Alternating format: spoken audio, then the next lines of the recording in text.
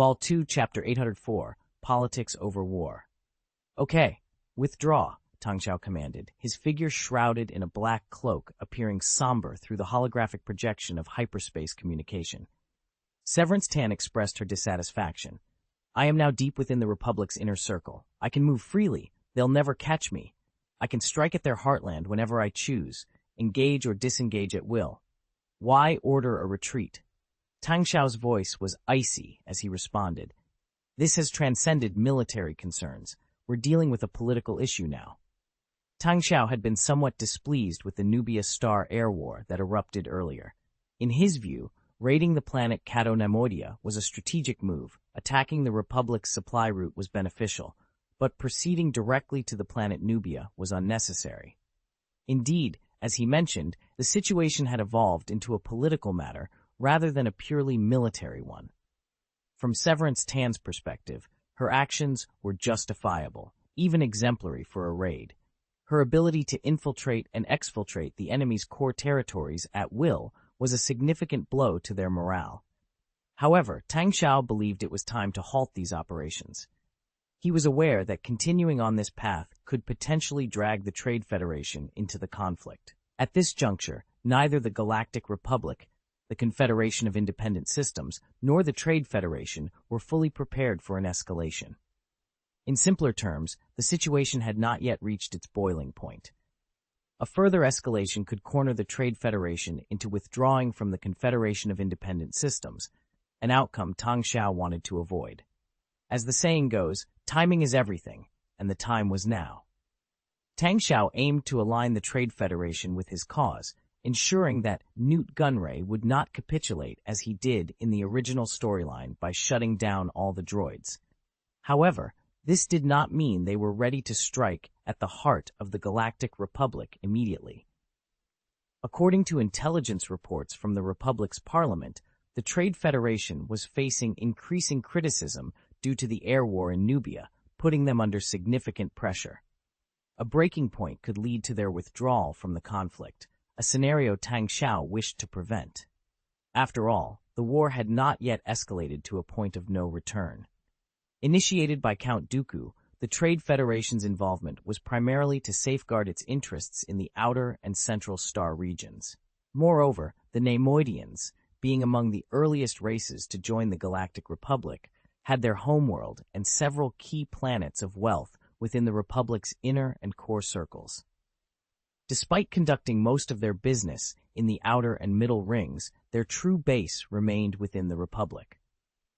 In the original storyline, both the Trade Federation and the Interstellar Banking Association, the two largest corporate giants in the Confederation of Independent Systems, were not treated as war criminals, but were integrated into the Galactic Empire after paying substantial ransoms.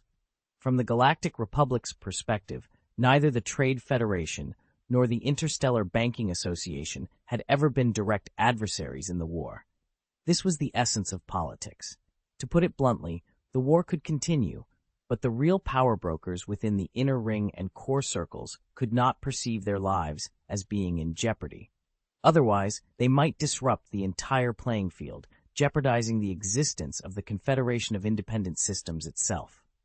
Political issues shouldn't be my concern, Severance Tan stated firmly. That's why I've given you your orders. Retreat immediately and return with the fleet, Tang Xiao replied sternly. Severance Tan seemed poised to argue further, but upon meeting Tang Xiao's icy gaze, she bowed her head in acquiescence. It's a grave mistake to question the master's decisions, she thought to herself, recognizing the complexity of the situation, though it had extended far beyond the battlefield. In person, Tan, I thought you were enlightened. In the end, you're still just an idiot, Darth Lilim said in a coquettish voice. You're already an animal that thinks with your lower body, and you can't understand what I'm thinking. Severance Tan waved her hand impatiently. She looked at the holographic star map, her expression constantly shifting. The battle has only just begun. The defenses of Cato-Neimoidia are solid. The Republic is gathering its fleet, but it's just a disorganized mob. I can launch another raid while they're still regrouping. I've discovered a hidden hyperspace lane. We only need to... Suddenly, a blood-red lightsaber appeared in front of Severance Tan. It was Darth Lilim. She looked at Severance Tan, her tone icy cold. I don't care how many reasons you have. Disobeying my master is absolutely not allowed. He has given you instructions. Follow them. Or I'll make sure you do, even if it means using your body. Severance Tan's face darkened, but she nodded in agreement. Meanwhile, on Coruscant, the capital of the Galactic Republic, within the Galactic Parliament building, a heated debate was underway. This is an act of war, shouted the representative of the parliamentarians from the quarter planet, standing on an anti-gravity platform. The Trade Alliance has openly attacked our inner circle world. Lot Dude, the parliamentary representative of the trade union, countered, this is a baseless accusation. The sole purpose of our fleet's actions is to protect our industries and resources on the wealthy world of Cato Neimoidia. But you attacked planet Nubia, the representative from Planet Quarter continued to accuse. Planet Quarter rarely engaged in council debates. They were industrial giants, confident that nothing in the galaxy could threaten their interests, so they disdained participating in council squabbles. However, Severance Tan's actions had genuinely alarmed Planet Quarter. At one point, Severance Tan's fleet seemed poised to attack the planet Balmora Neimoidia, a move that deeply concerned them. Balmora Neimoidia was less than a second away from Planet Quat via hyperdrive, a distance so short that a spaceship could travel from one planet to the other before the smell of a pilot's fart dissipated. Under normal circumstances, the presence of a regular fleet near their planet wouldn't have been alarming. The problem was that Severance Tan's fleet harbored the Plague, a super battleship with unpredictable capabilities. The representatives of Planet Quarter, therefore, became unusually active in the Republic's parliament, insisting, somewhat irrationally, that the Republic must send reinforcements in that direction. Thus, to a significant extent, Severance Tan's successful strategic deception owed a debt to Planet Quarter's panic-driven advocacy. Vol 2, Chapter 805, A Dead End. During a heated debate, Trade Union Representative Lot Dodd was fervently arguing, his forehead beaded with sweat. Beside him, his assistant, equally drenched in perspiration, was relaying the council's stance to the trade union's governor, Newt Gunray. With limited options, Gunray found himself in a relentless cycle of communication with Darth Marthael. Meanwhile, Tang Xiao observed the incessant vibrations of the black communicator linked to Darth Marthael, but showed no interest in answering it. Leaning back, he rested against the sofa, his gaze fixed on the ceiling as he pondered rapidly. The path of the Fourth Civilization. After securing the planet Terminus, our immediate strategic objectives for the Fourth Civilization have been met. Despite the losses being more substantial than anticipated, they remain within acceptable bounds. Now our focus must shift towards the future, with the Trade Federation emerging as a critical asset for our next phase. After some contemplation, he typed a message into the communicator. Plague will be withdrawn from Cato Neimoidia. Upon receiving this message on the Lassac subplanet, Newt Gunray exhaled a sigh of relief and promptly forwarded it to Lot Dodd. Amidst the ongoing debate with the representatives from Planet Quarter, Dodd maintained his stance, rooted in the fact that the Trade Federation had never actively participated in the war. This non-engagement policy was a cornerstone of the Trade Federation's ethos. Despite their deployment of B-1 battle droids, Lucrehulk-class battleships, and Providence-class destroyers in the Outer Rim skirmishes, they had not declared war against the Galactic Republic. Their business operations continued on both sides, albeit with a slight bias towards the Confederation of Independent Systems. For the elite of the inner and core rings, conflicts in the outer and mid-rings were inconsequential, as long as their markets and resources remained unaffected. However, any aggression towards the core and inner rings was a direct affront, akin to a slap in the face of the aristocracy. Severance Tan's assault on the planet Nubia was precisely such an affront, igniting outrage among the Inner Circle's elite. Despite having seen Gunray's message, Dodd couldn't afford to show weakness amidst the escalating argument. Given the Trade Federation's superior status over the Quarter power dock, adjustments were necessary. So, if the Trade Federation harbors no intentions of waging war, why is the Titan battleship Plague still stationed at Cato Neimoidia? Are there plans to attack Nubia once again? challenged the representative from Planet Quarter. Seizing the opportunity, Dodd responded, "The plague is merely resupplying at Cato Neimoidia and will soon depart. The Trade Federation has no intention of initiating an attack on the Inner Circle. This is all part of Count Dooku's war scheme." "It's the conspiracy of the Dead Angel," countered the representative from Planet Quarter. Upon hearing this, Speaker Sheev Palpatine's expression darkened. The growing infamy of the Dead Angel and its association with the Sith was becoming a thorn in his side. As someone who had subtly advocated for religious freedom within the Galactic Republic, allowing room for the Sith's existence, the negative attention drawn by the Dead Angel's actions was unwelcome. Palpatine realized that the term Sith might soon evoke the same level of sensitivity and disdain it had in the past. In the midst of the Sith War, he rose to his feet, spreading his arms wide as he declared, "Such unnecessary conflicts must come to an end. Lot Dodd, I sincerely hope your recent statements hold truth. The security of the Galactic Republic's core is paramount, and should it be compromised due to the Trade Federation's actions, extreme measures will be taken without hesitation." Despite facing criticism in recent days, the influence Sheev Palpatine had amassed as the speaker over the last decade was undeniable. Lottie Dodd, recognizing the power at play, dared not oppose him directly and quickly assured, "Certainly, we will not permit a menace like the plague to linger on Cato Neimoidia for long."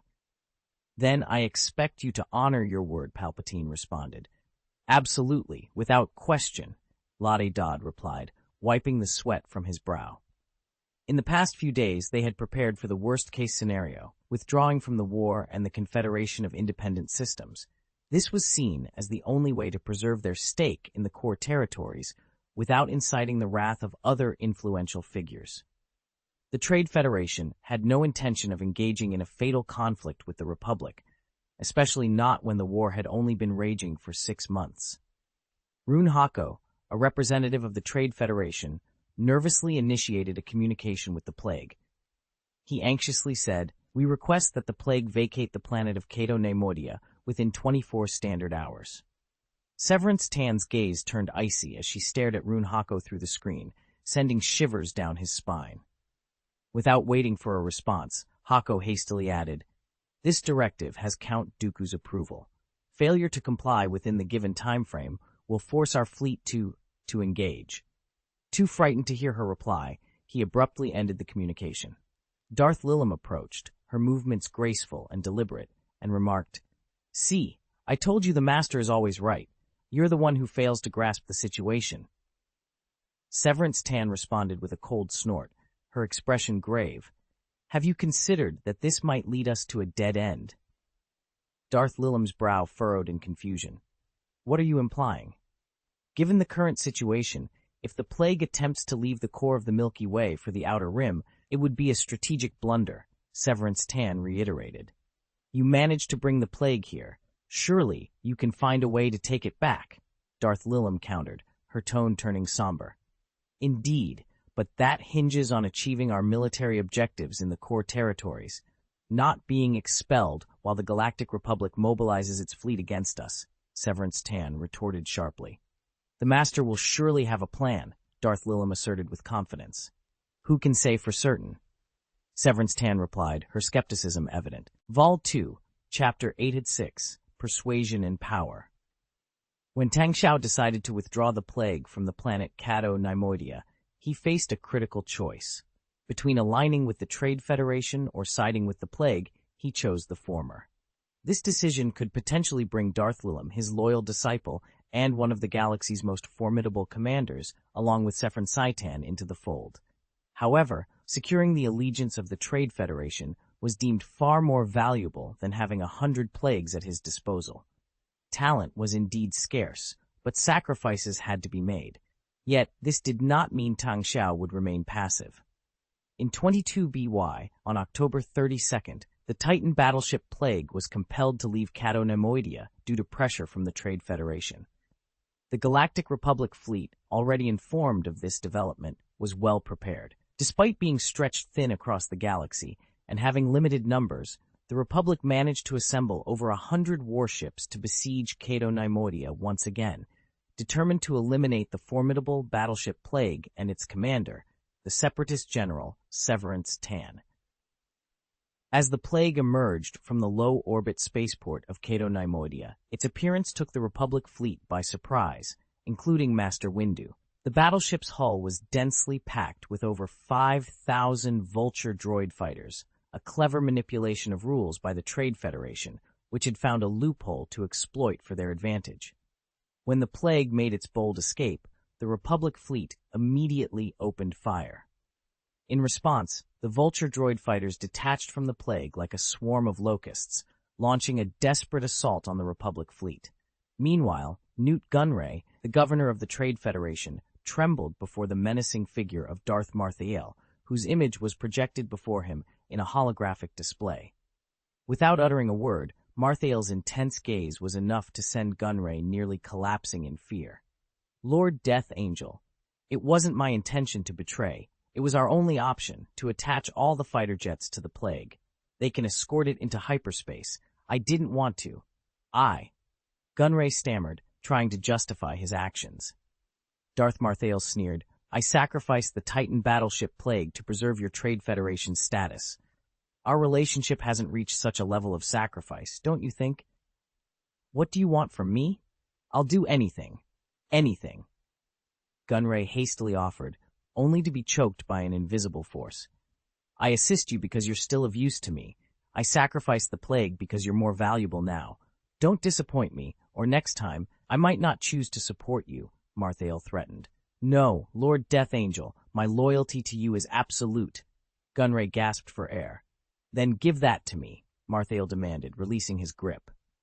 Gunray's face paled. That's impossible. That location is crucial to Count Dooku. He won't relinquish control. You'll soon realize it's in your best interest, Marthael countered. To survive, you must win this war, and to win, you must follow the path I've laid out for you. Newt Gunray collapsed to the ground once more, his face contorted in terror. Severance Tan commanded the Titan-class battleship Plague to break through the intense blockade of the Republic fleet. Shielded by a swarm of Vulture droid fighters, the Plague finally escaped the planet's gravitational pull, activated its hyperspace engine, and vanished in an instant. However, Severance's expression remained grave. She was acutely aware that this was merely the beginning. The Plague's hyperspace engine was not particularly advanced, a significant weakness of the battleship. Given the short range of its hyperspace jump, it wouldn't be long before the Republic's outposts scattered throughout the core systems detected the Plague once again, prompting their fleet to pursue. The communication channel opened, and Tang Xiao's image appeared on the screen. It seems you've managed the most challenging part, he remarked casually. The trade alliance still appears to favor us, and your plan has succeeded, Lord Governor, Severance responded, though her tone carried a hint of coldness and reluctance. A smirk crossed Tang Xiao's lips. I've told you before, when your value exceeds that of others, the choices before me become simpler. Clearly, this time, you've come up short, so make yourself as indispensable as possible. Severance clenched her teeth. Is this your definition of politics? Yes, this is politics, Tang Xiao affirmed. Politics is straightforward in that interests always take precedence, and everything can be weighed on the scales of benefit. Yet, it's also complex due to the ever-shifting dynamics that are difficult to predict. Taking a deep breath, Severance stepped forward, knelt on one knee, bowed her head, and pleaded, I wish to survive, Lord Governor. Please, spare my life. Note 1. Regarding the Galactic Republic's chronology in Star Wars, the measurement of time in seconds, minutes, hours, and days aligns with Earth's. The calendar consists of a 5-day week, 7 weeks per month, and 10 months per year, plus an additional 3 weeks and 3 days for holidays, totaling 368 days a year, or 35 days a month.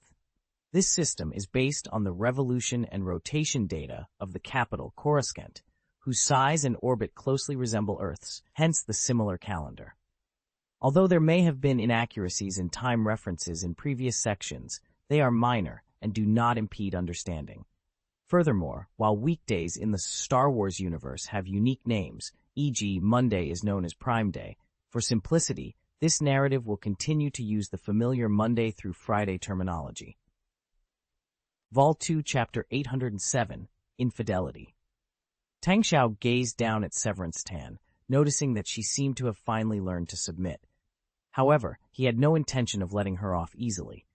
You should understand, Tan, that by being on the losing end with me, it means your value is currently insufficient, he stated coldly. The recent raid on planet Nubia, a debacle largely attributed to Severance Tan's overconfidence, had infuriated Tang Xiao. Her domineering nature and her near-disastrous attempt to defy his orders had almost compromised his plans. Severance Tan lowered her head, her voice laced with desperation. I will prove my worth. Please grant me another chance. My loyalty to you remains unwavering. Tang Xiao sneered at her plea. The opportunity is before you. Retrieve the plague, and you will reclaim your position as my foremost general. Severance Tan shook her head, despair evident in her voice. I cannot secure the plague. Given its hyperspace engine capabilities, escaping the Republic's pursuit is impossible. Where is your so-called genius, your wisdom? Tang Xiao mocked. Without your support, Lord Governor, all my efforts are futile, Severance Tan replied, her body trembling. She had never before been so humiliated, kneeling on the ground, begging for Tang Xiao's forgiveness. Yet, Tang Xiao's heart remained unmoved. Bring back the plague, or leave your head behind, he declared before abruptly ending the communication. Severance Tan stared at the dark screen, still kneeling, her expression a mix of fear and uncertainty. Darth Lilim's laughter echoed behind her. Ha! So you've finally fallen too? Ha! Unable to contain her anger, Severance Tan stood abruptly, pointing accusingly at Darth Lilim. Remember, you're on this battleship as well. You're risking your own life too. Darth Lilim's laughter only grew louder. To die for the Master is my supreme honor. Her expression was one of utter devotion, convincing Tan of her sincerity. This is a dead end. If you truly wish to serve Tang Xiao, then convince him to assist us. He has the power to do so. Severance Tan argued, her voice strained. Do you know why the Master has forsaken you? Darth Lilim's smile vanished, replaced by a cold sneer. Because you lack loyalty. Prove it with your death. You're nothing but a traitor. Severance Tan roared, igniting her yellow lightsaber in a swift motion. Darth Lilim, unfazed, revealed a cruel smile as she activated her own lightsaber. A blood-red blade emerged, surrounded by crackling force lightning, setting the stage for their imminent clash. The two figures, a Twi'lek and a Chiss, collided in a blur of motion. Red and yellow lightsabers clashed, surrounded by a storm of force lightning. The room was filled with the sound of their fierce battle, though they both refrained from causing unnecessary damage to the battleship. Their duel was intense, but it soon became clear that Severance Tan was no match for Darth Lilim. The latter, once known as Artanis, had spent over a decade training with the Jedi Order, proving to be a formidable opponent even against the likes of Darth Maul. Now, having embraced the dark side and under the tutelage of Darth Malthael, her power had grown exponentially. In contrast, Severance Tan, despite her determination, lacked the depth of training and experience that Darth Lilim possessed. Severance Tan, who had not embraced the dark path and had been practicing the Force for less than a year, possessed a significantly weaker foundation. Suddenly, a powerful force lightning struck her, and the lightsaber in her hand was instantly blasted away by the lightning. She was continuously bombarded by the merciless lightning, howling in agony as she writhed on the ground, desperately seeking escape but finding none. Darth Lilim laughed maniacally, reveling in the torment she inflicted. Her eyes gleamed with madness as she amplified the force of her attacks. Severance Tan's body was racked with electric shocks, smoke billowing from her as the assault finally ceased. Darth Lilim then sheathed her lightsaber, strode over, and forcefully grabbed Tan by the hair, lifting her face to whisper menacingly, I will grant you a sliver of dignity and allow you to receive treatment in secret. Meanwhile, I will assume command of this battleship. Use your intellect to aid me in retrieving the plague. Remember, you must obey the Master. Even if it means dying on his command, you must comply. Do you understand? Severance Tan was no match for Darth Lilim. The latter, formerly known as Artanis, had spent over a decade training with the Jedi Order, showcasing remarkable talent. As a Jedi apprentice, she had closely contested the Sith Lord Darth Maul, albeit being slightly outmatched. Now, having succumbed to the dark side and become a true Sith under Darth Malthael's guidance, her power had surged. In stark contrast, Severance Tan's brief and uncommitted training in the Force left her at a severe disadvantage. The Force Lightning's relentless assault left Tan in excruciating pain, her attempts to escape futile against the overwhelming power. Darth Lilam's laughter echoed, a sound filled with betrayal and madness. She increased the intensity of her attacks, ensuring Tan's suffering was prolonged. Once satisfied, Darth Lilam ceased her assault, approached the battered Tan, and with a cruel smirk, delivered her ultimatum. She promised Tan a chance at recovery in secrecy, all the while seizing control of the battleship and coercing Tan into servitude with threats veiled as offers of mercy. Tan was left with no choice but to submit to the will of her tormentor, a stark reminder of the dark side's merciless nature. Vol 2, Chapter 808, The Unfinished Truth. On the outskirts of the Milky Way lies the Dre 2 satellite. This satellite, abandoned for 3D900 years, was once Lucien Del Rey's final beacon of hope for the revival of the Jedi Covenant. However, as centuries passed, its significance dwindled into the annals of history. Yet a resurgence of activity signals a new chapter for this forgotten relic. In the orbit of Dre 2, 15 Geth cruisers, resembling giant insects, are stationed. Hundreds of Geth fighters are busy collecting asteroids, transporting them back for refinement. Adjacent to this bustling activity stands a colossal Geth space station, spanning over 600 meters in height and 1,000 meters in width, reminiscent of an insect's nest. This station serves as a hub for refining, production, processing, and manufacturing. Below, 3 smaller Geth frigates are in the midst of construction, while over 20 turrets encircle the station, safeguarding it. These turrets, originally Gauss firepower platforms provided by Tang Xiao, have been aesthetically modified by Gs to mimic the appearance of worm shells, reflecting the Geth's fascination with biomechanics. A bright red, elite Viking fighter jet emerges from the hyperlane, making a beeline for Dre 2. The Geth ships, recognizing the jet, allow it to pass unchallenged. Piloting the jet, Tang Xiao descends into the satellite's atmosphere, where a sprawling complex of magnificent buildings carved out of the gray desert comes into view. Some buildings are still illuminated, indicating habitation. This complex, akin to a small township, houses the shrine built by Lucien Del Rey in his final days, serving as the last bastion of the now-vanished Jedi Covenant. Entering the temple, Tang Xiao's mindset has shifted. No longer driven by the urgency to uncover ruins, he takes his time to appreciate the temple's architecture. Constructed from stone, the temple's grandeur is a testament to the wealth and power of the Dre family. As a prominent family during the Old Sith War, the Dres amassed considerable wealth, which, coupled with their Force sensitivity, elevated them to a formidable status. Their legacy continued through the Jedi Covenant, an organization that diverged significantly from the Jedi Order in its practices and beliefs.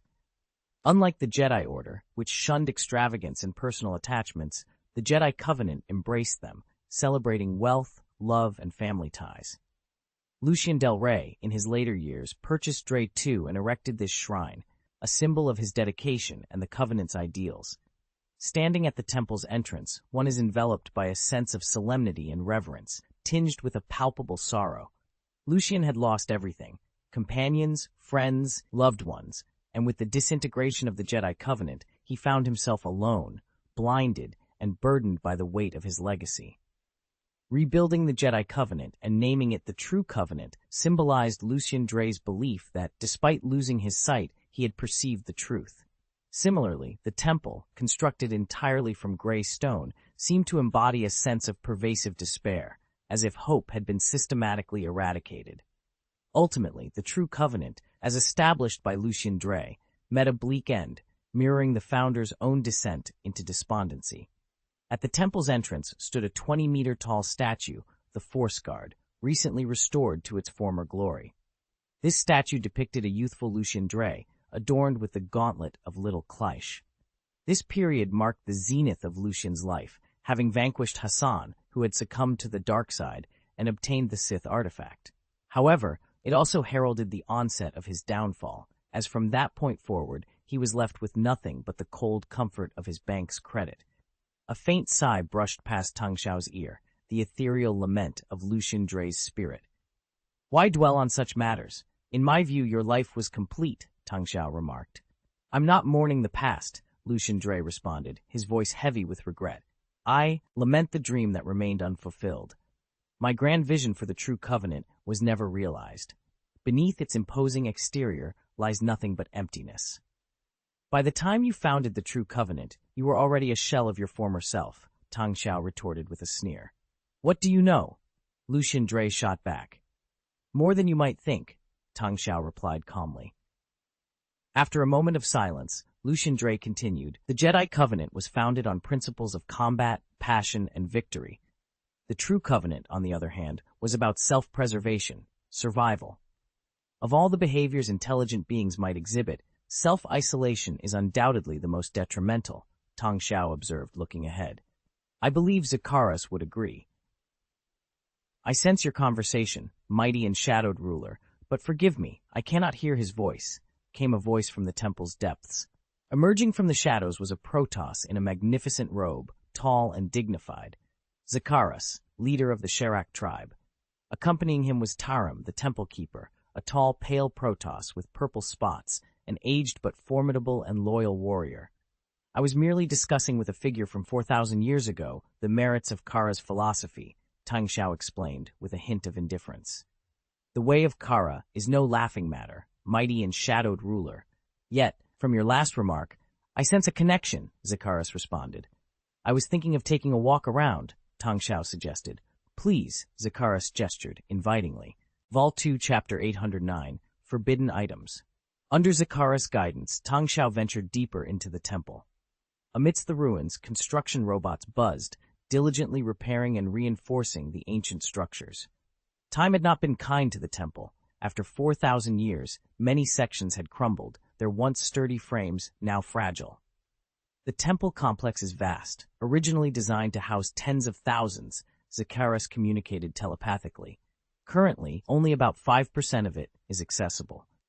We've made significant strides in uncovering the library and computer database within the temple.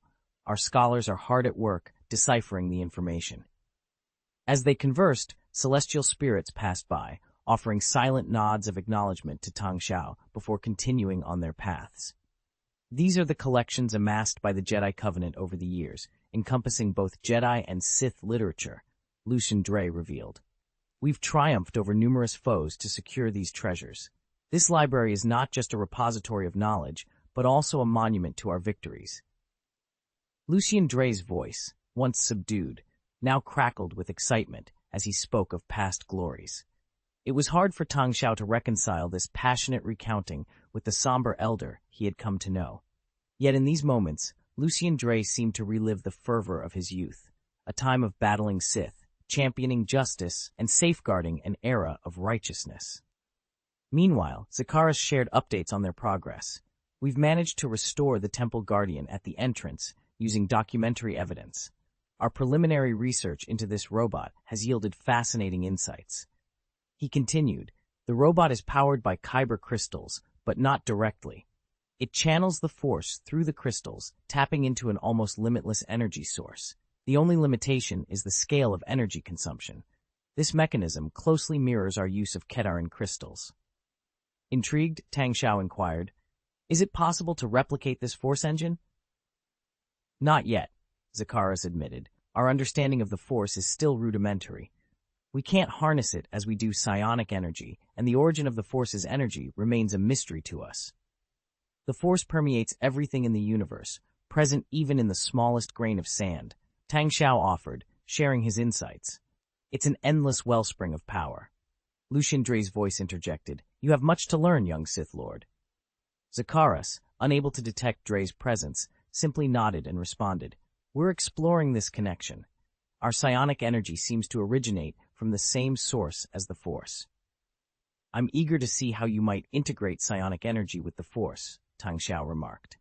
Leading Tang Xiao to a new area, Zakaras unveiled a sight that took Tang Xiao's breath away. The entire section shimmered in gold, a stark contrast to the temple's previous dull and oppressive gray.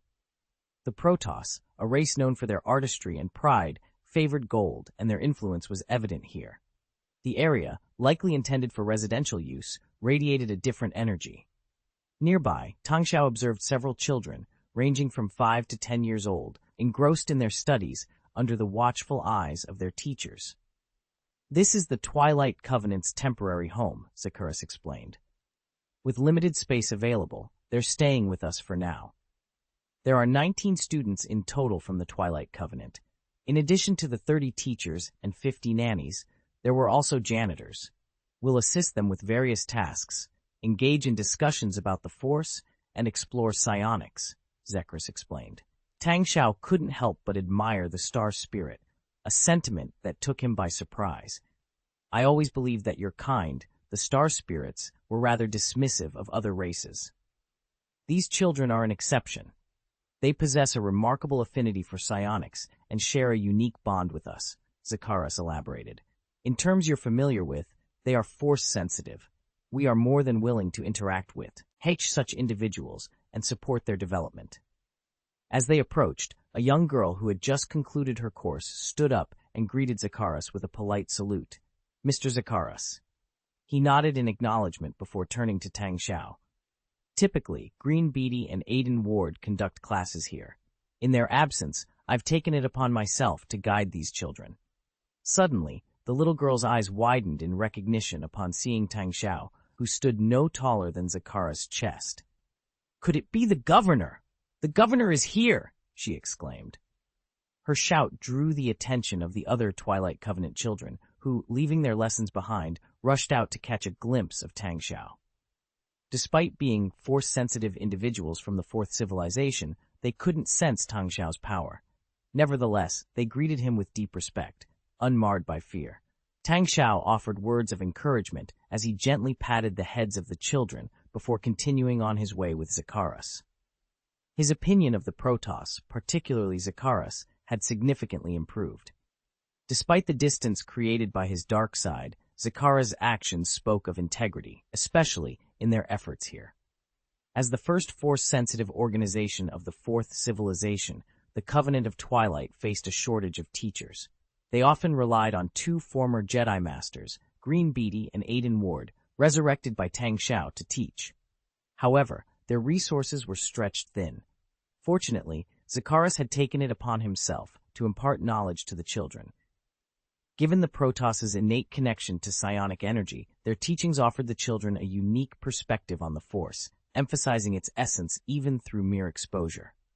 Zakaras then led Tang Xiao to the Jedi Covenant Library, which was in the process of being unearthed. It was there that he revealed his true reason for inviting Tang Xiao. "In this library, I stumbled upon some fascinating records," Zakaras shared. "What records?" Tang Xiao inquired, his curiosity piqued. "It's about something known as an artifact. It appears the Jedi Covenant was also in pursuit of it," Zakaras revealed. "No, absolutely not. You mustn't seek this thing. It's a forbidden taboo."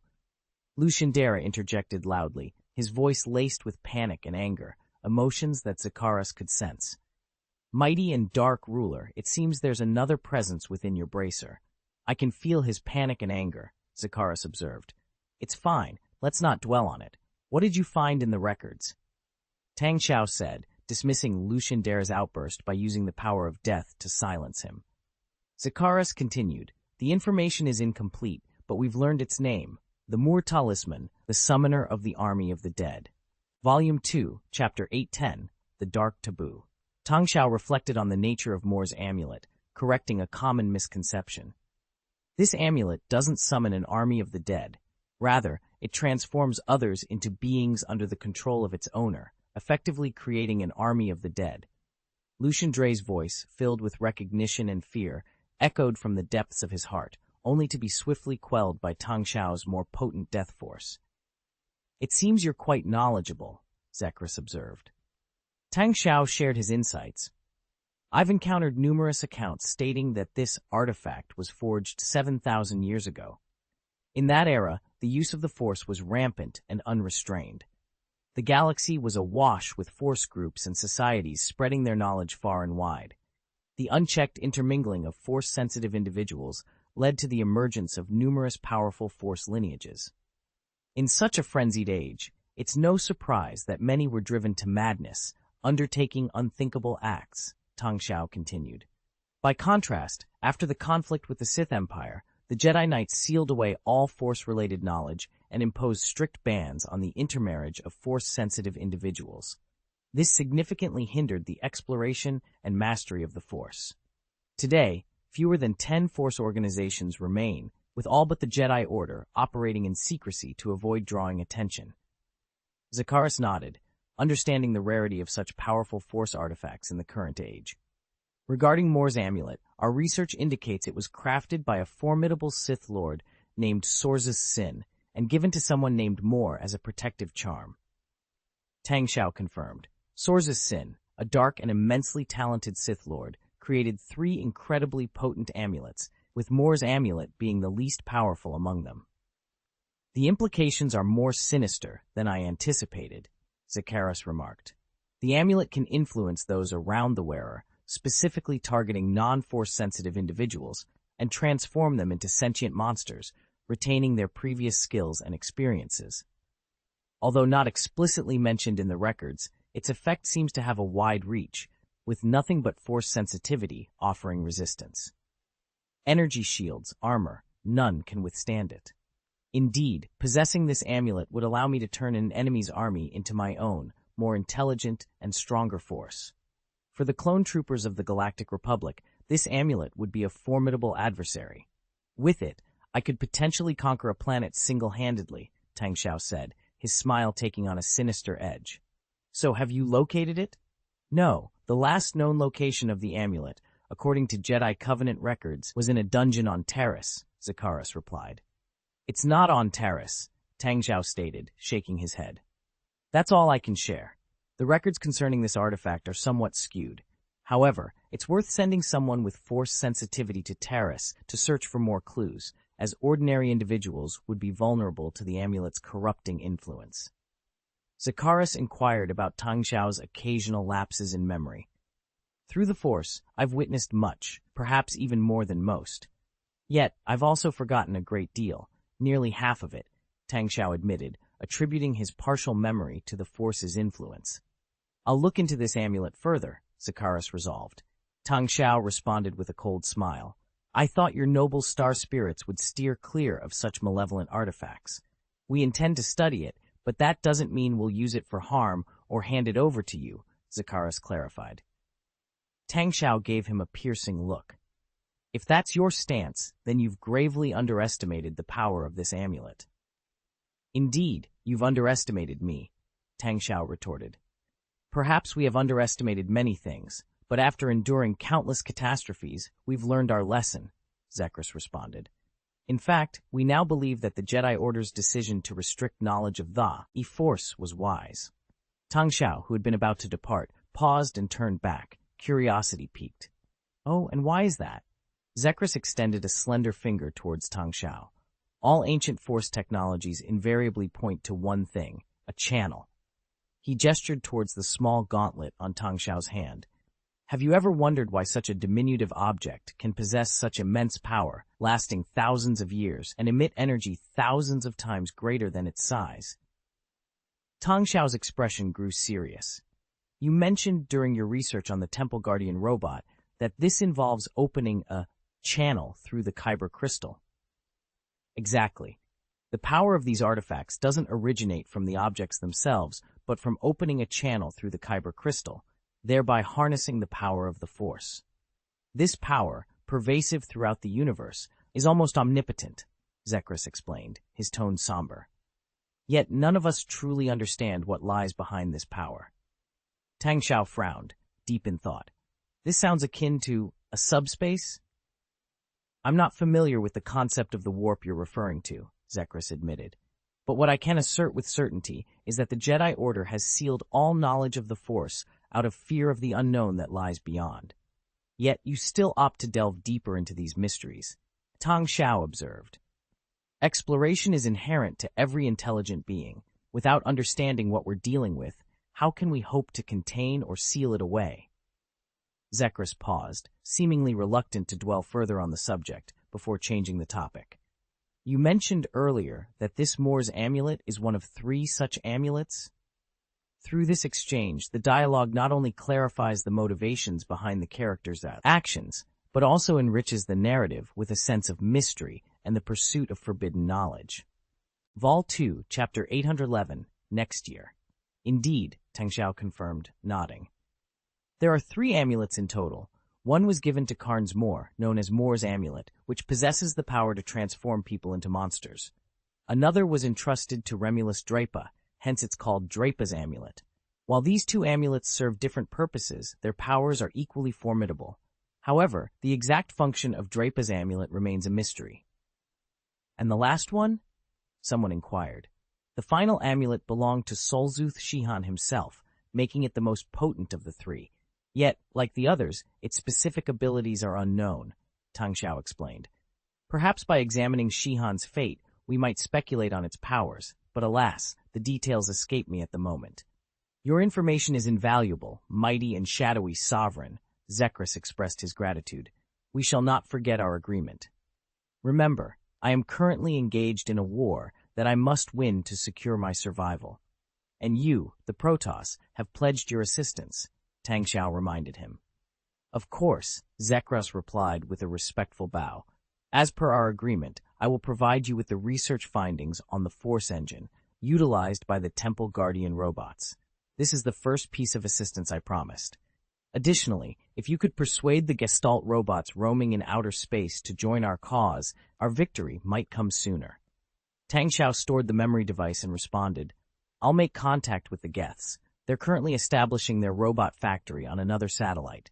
Once operational, their numbers will steadily increase.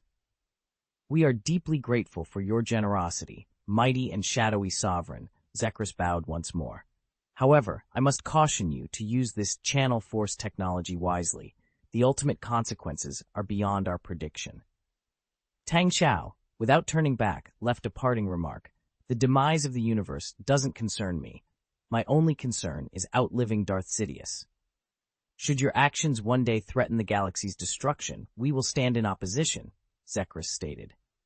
But Tang Xiao had already departed, leaving it uncertain whether he heard Zekris's warning.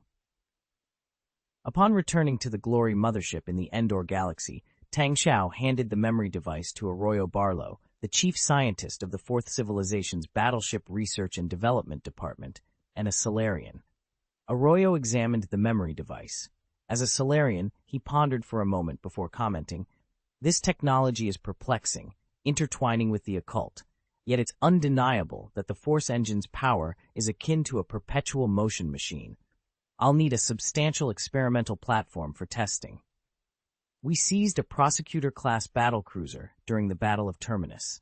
Despite its slow speed and average firepower, its size makes it an ideal candidate. This 2,500-meter behemoth is now at your disposal for experimenting with the Force engine. I trust this platform will suffice, Tang Xiao said.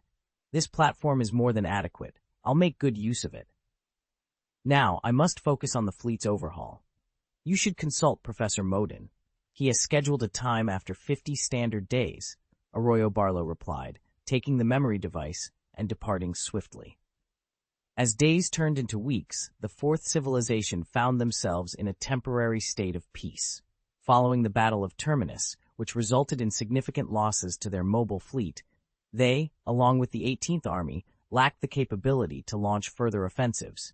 However, this did not signify an end to galactic conflicts. Wars raged on. General Grievous faced a setback during his invasion of the planet Basavi, losing the momentum he had built up since the ritual offensive. Although his advance slowed on several fronts, he continued to extend his dominion, holding the Galactic Republic at bay. The Galactic Republic, facing relentless assaults, sought to launch counterattacks, but their efforts to reclaim Almatana and Antar 4 ended in failure. Moreover, the formidable Severance Tan and the Titan battleship the Plague continued to loom over the Republic's inner circle, compelling the oligarchs, who wielded the true power, to consolidate their forces within the core worlds. Consequently, the Republic's military was significantly weakened. In the year 21 BBY, by the second month, General Grievous's fleet had encircled Denon, a crucial nexus of traffic situated in the galaxy's inner ring. Capturing Denon, in conjunction with the gains from his previous campaign, would enable the Confederation of Independent Systems to connect its territories in the southern and eastern quadrants of the galactic plane. Achieving this strategic goal would facilitate smoother logistics and military movements across these regions. Success in this endeavor would signify that the Galactic Republic no longer held sway over half of the Milky Way. However, this did not herald an end to the galaxy-wide conflict. The war persisted unabated. General Grievous, having faced setbacks in his attempt to conquer Bosavi, saw the momentum he had built since the earlier campaign dissipate. Despite these challenges, he continued to extend the Confederacy's dominion, dealing defeats to the Galactic Republic. The Republic, eager to retaliate, found their attempts thwarted at Almatana and Antar IV. The persistent threat posed by Severance Tan and the Titan battleship, the Plague, forced the Republic's ruling elite to focus their resources on defending the core worlds, leaving the Republic's military toothless. As the second year of the conflict progressed into its second month, General Grievous's forces laid siege to Denon. The capture of this strategic hub, combined with the victories of the prior campaign, would allow the Confederation of Independent Systems to unify its territories across the southern and eastern expanses of the galactic plane. This strategic linkage would greatly enhance the Confederacy's logistical and military capabilities. Should they succeed, it would indeed mark a turning point, with the Galactic Republic losing its grip on half of the Milky Way. Vol. 2, Chapter 812, Integration Reform, Part 1. Naval military reform has become imperative.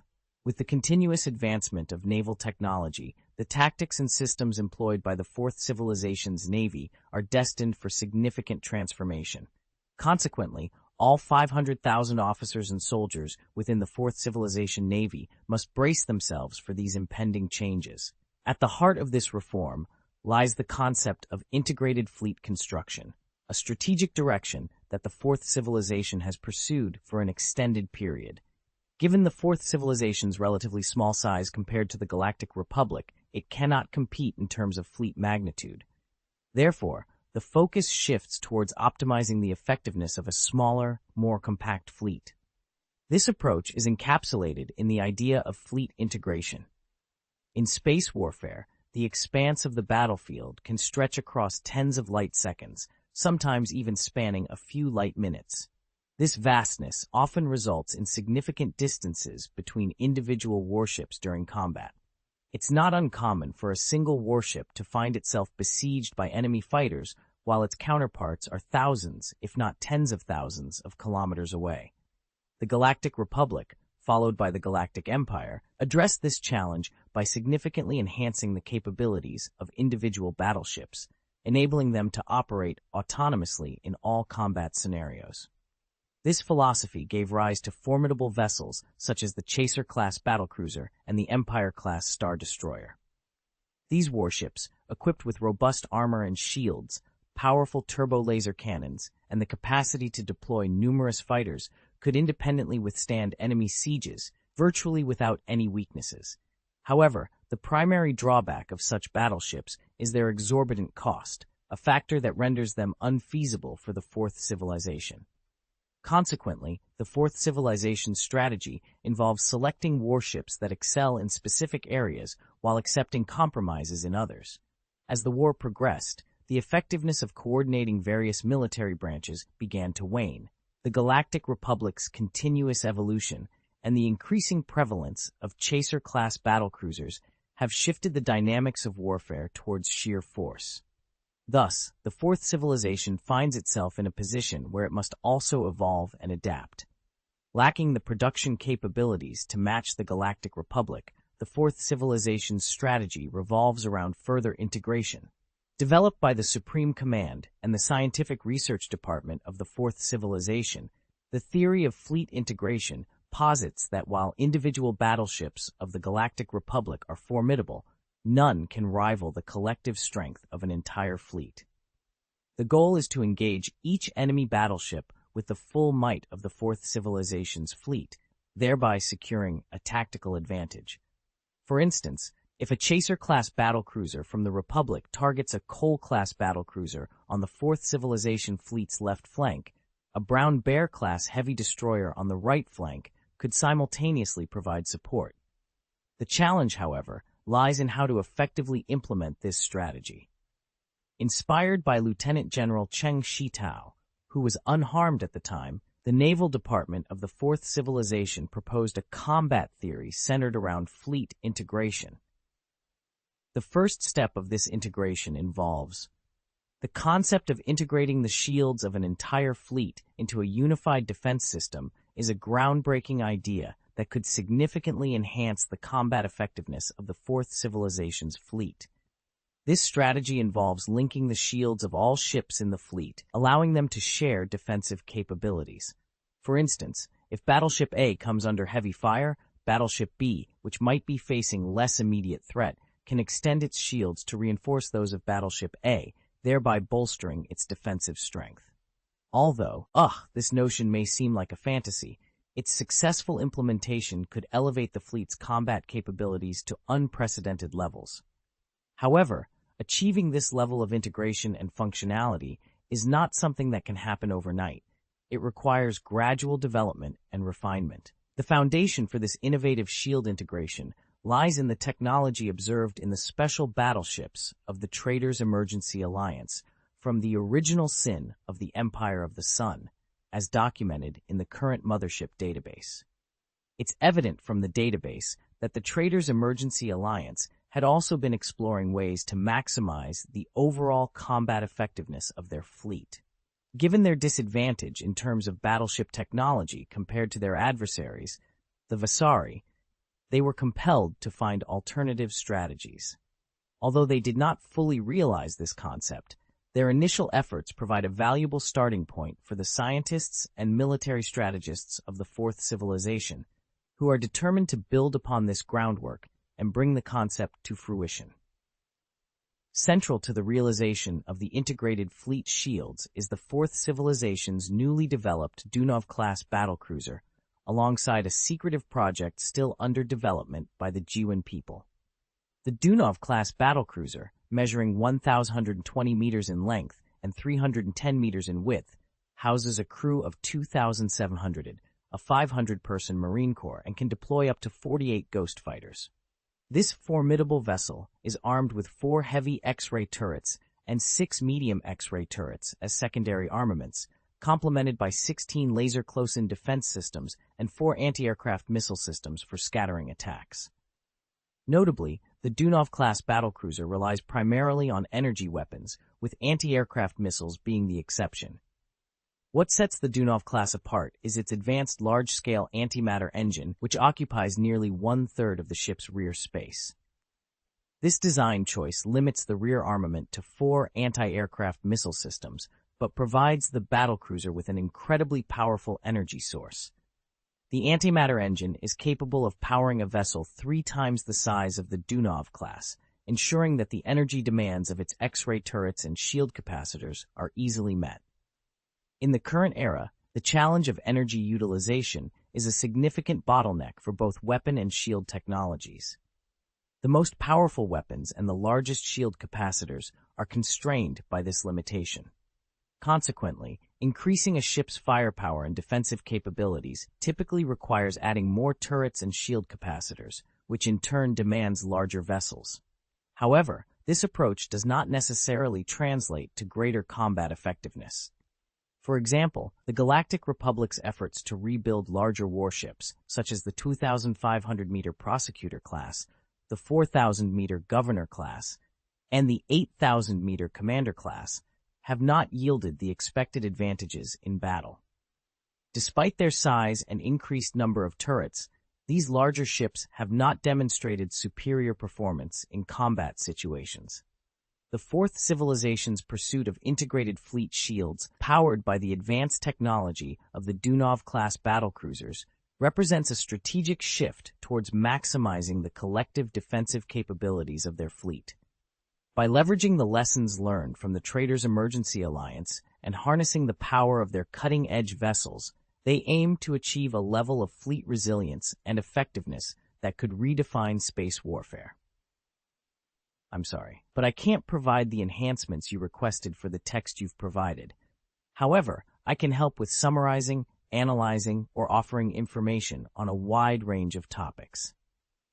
Let me know if there's another way I can assist you. Vol 2, Chapter 813, Integration Reform, Part 2. The Dunov-class battlecruisers are equipped with a unique device known as the Remote Shield Restoration Device. This innovative piece of technology can replenish the shields of a target battleship within a maximum range of 10 light seconds, providing an amount of energy equivalent to a full set of shield capacitors. At first glance, the functionality of this device might seem straightforward, yet its implementation is anything but simple. This is because manipulating energy, especially over long distances, is inherently more complex than merely destroying it. Directly projecting energy can easily lead to destruction, but to use it constructively, the energy must be meticulously controlled and delivered at the correct power and frequency. For the Dunov-class battlecruiser to achieve its long-range shield restoration capability, it must first ensure that the transmitted energy does not inadvertently damage the recipient battleship. Moreover, the energy must be precisely channeled into the shield capacitor, avoiding any other systems. As is widely understood, electric energy cannot be stored indefinitely and is typically utilized as it is generated. Modern technology has addressed this issue to some extent, such as the energy supply system of the core circle energy planet Cerebin. This system, which was once destroyed by Severance Tan, stores energy in a specialized spaceship before distributing it across the planet's power grid. Consequently, planets reliant on this system have no energy reserves of their own and would lose power immediately should Cerebin's supply be interrupted. In the context of a warship, energy usage follows a similar principle. When a warship's deflector shield is under attack, the shield system draws the necessary energy from the engine to either absorb or deflect the incoming assault.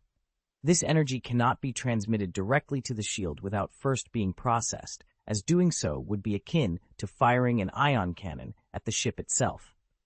Instead, the energy from the engine is routed to the shield capacitor, and from there, the shield generator produces a deflector shield using the stored energy to counteract the attack. In scenarios where the intensity of the attack overwhelms the warship's shields, resulting in shield failure, there are two possible outcomes.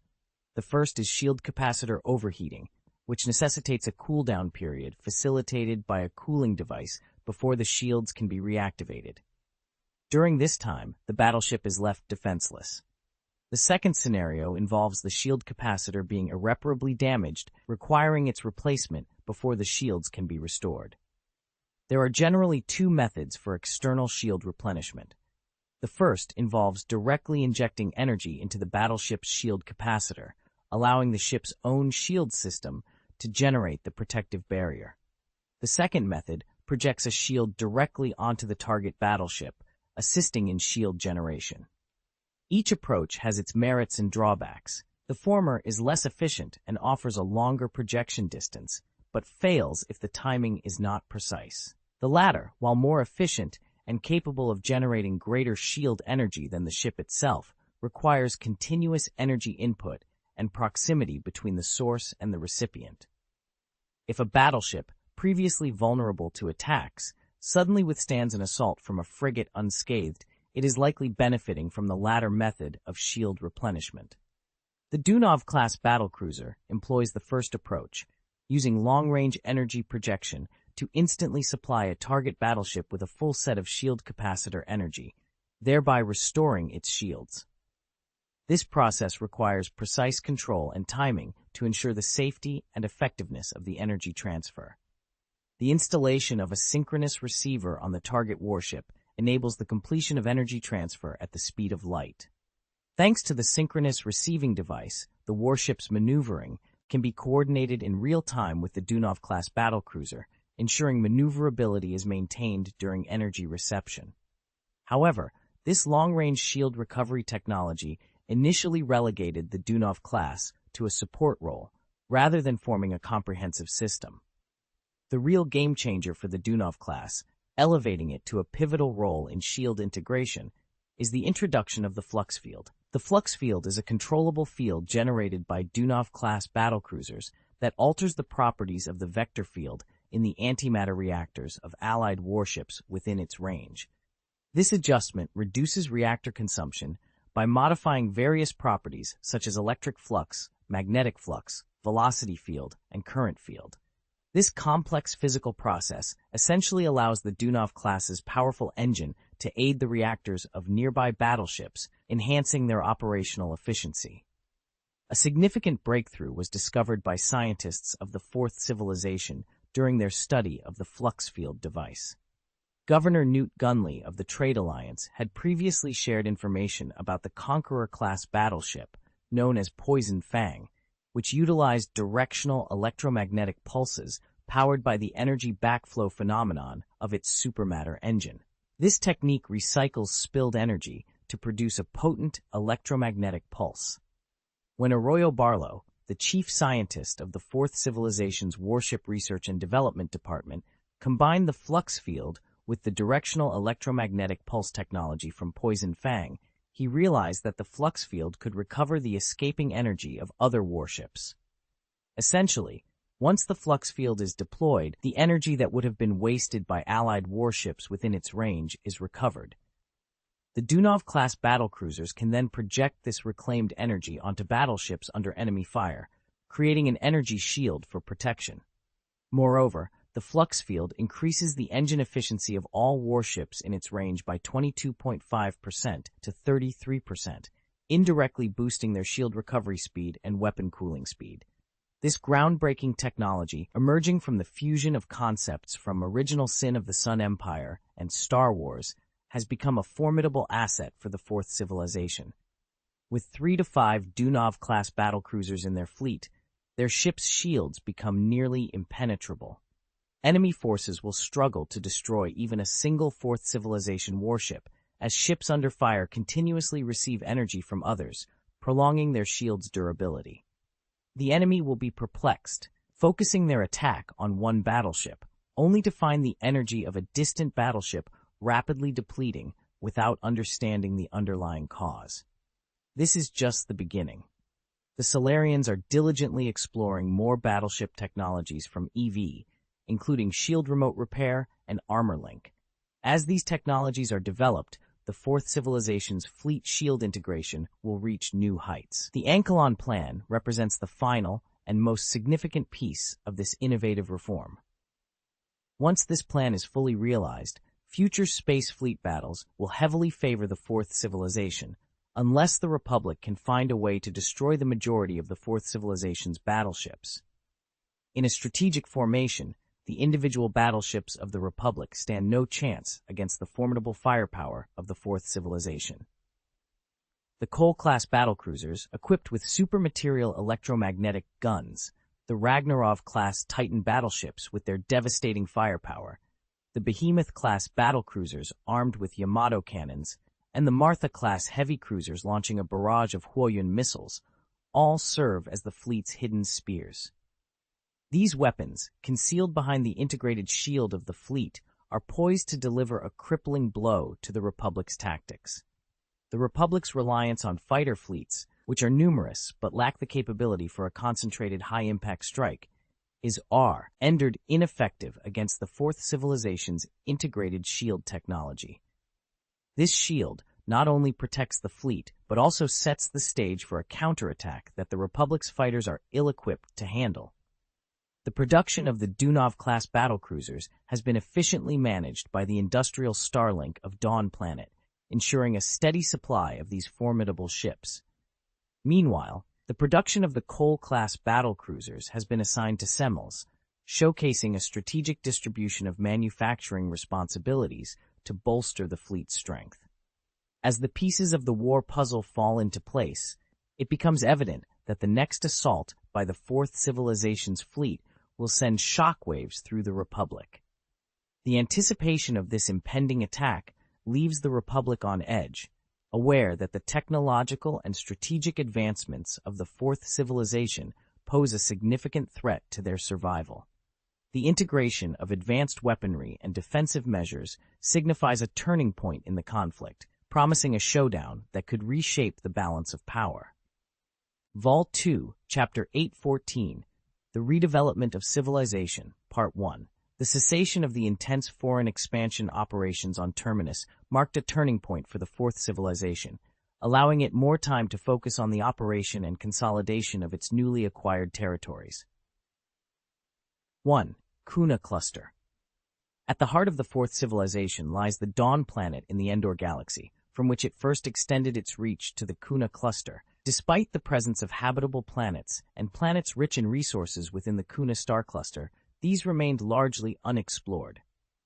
Under the leadership of Governor Volgograd Kanedi, the Kuna star cluster has begun its journey towards colonization and development. In line with the policies of the Fourth Civilization, the Kuna star cluster has become a refuge for a vast number of war refugees. These individuals are settled within the cluster, where they benefit from relatively lenient management policies and reduced tax rates in return for their labor. To date, atmospheric modification facilities have been established on 2 habitable planets, Kuna's Tooth and Kuna's Tail, leading to an expansion in the scale of the colonies. Additionally, the Eye of Kuna Galaxy now hosts a super-large interstellar mining space station constructed by the United Mining Group, which extracts a vast array of resources. The population of the colonies within the Kuna cluster has surged past 700 million, comprising various races, with humans making up less than a quarter. Governor Volgograd Kanedi, having received Tang Xiao's endorsement and greater autonomy, has significantly reduced his alcohol consumption, dedicating himself to his duties. He has skillfully managed the relationships between colonists of different races, avoiding the use of violence. The security forces and local defense fleets under his command, though equipped with outdated weaponry such as Type 21 assault rifles and Hammer-class frigates, boast high morale.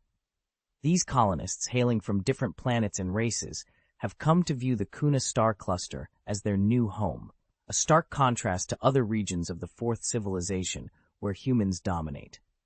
Despite its low productivity, the Kuna star cluster colony has begun exporting substantial resources to the core areas of the Fourth Civilization to support the war effort, achieving self-sufficiency, a commendable feat.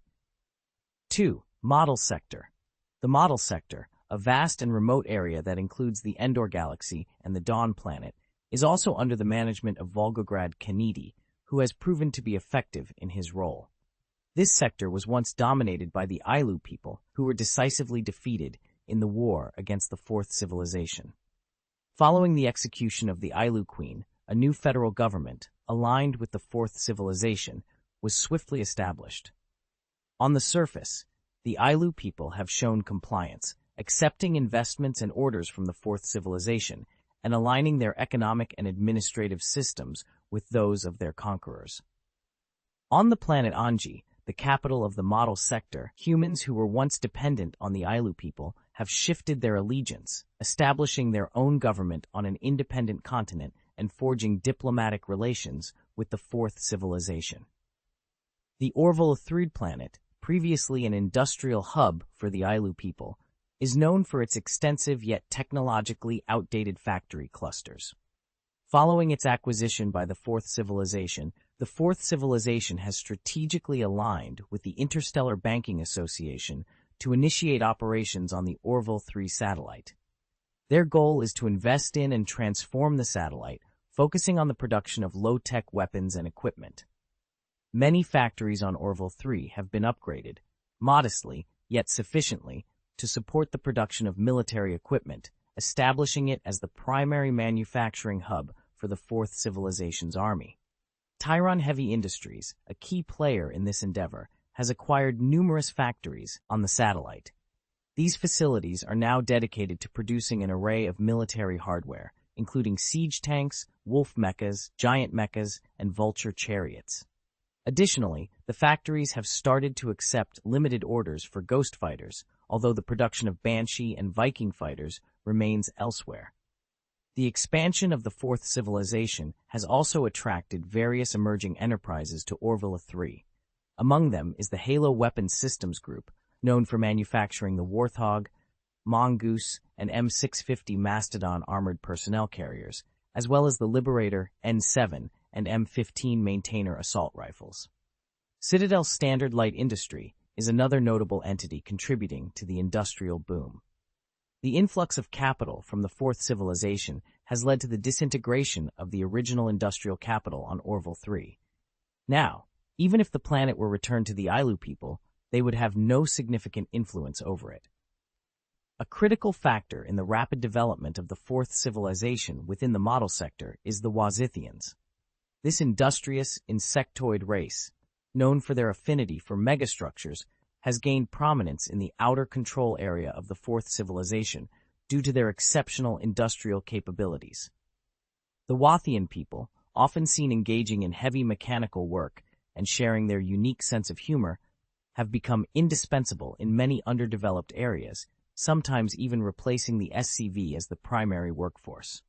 Additionally, the prison planet Sunel has become increasingly important due to the Fourth Civilization's rapid expansion. The civilization has adapted by allowing prisoners to engage in agriculture and planting, leveraging the planet's suitable climate despite its lack of high-quality mineral reserves. The Beast Legion, which made a notable appearance in a previous battle, has proven to be highly effective in quelling riots on the planet Loda. Despite the political challenges within the Model Star District, it is becoming an increasingly vital control area under the oversight of the Dawn planet. The population under the Fourth Civilization's control, including 1.5 billion Vassians and 400 million humans on the planet Anaji, among others, has reached an impressive total of approximately 2.5 to 3 billion. The 19th Army expansion area represents one of the Fourth Civilization's most significant achievements in the recent phase of the war. By defeating the 19th Army of the Galactic Republic and taking over their territory, the Fourth Civilization has gained control over a highly developed region. This area includes Planet Haven, the capital of the 19th Army, Planet Karl, a key military and tourist destination, and Planet Glenson, among the most developed planets. Along with Planet Bespin, these planets form the economic, political, and industrial heart of the 19th Army's territory, now under the Fourth Civilization's control. P.S. This summary of civilization development marks an attempt to provide a more accurate and readable introduction to the evolving dynamics within the narrative. As we explore different approaches, this document serves as a trial in enhancing the presentation of such information. Volume 2, Chapter 815, The Redevelopment of Civilization, Part 2. The model sector would have remained a backwater region without the meteoric rise of Dawn Planet. Previously, companies showed little interest in expanding their operations there, deterred by the complex hyperspace channels surrounding the sector and the minimal profits to be gained from such endeavors. However, the Trade Union and the Interstellar Banking Association saw potential in the area, primarily due to the opportunities presented by Dawn Planet. Their willingness to invest was not only based on their mutual agreement, but also on the strategic deployment of tens of thousands of hyperspace navigation beacons around the hyperspace channels. These beacons, a result of relentless efforts by hyperspace scientists, were crucial for facilitating spacecraft navigation and supporting the substantial material flow on Dawn Planet. The establishment of these beacons represented a significant investment of both money and time. Under normal circumstances, the 19th Army of the Galactic Republic would not have paid much attention to the model sector. For perspective, Planet Glenson, the most economically developed planet in the 19th Military Region, boasts a population of 5 billion, double that of the entire model sector. However, the inclusion of these economically and industrially valuable planets under the Fourth Civilization's command significantly bolstered its strength. Tang Xiao, upon establishing the Fourth Civilization's second sector, the Haven sector, on Planet Haven, appointed Gulaham as its governor.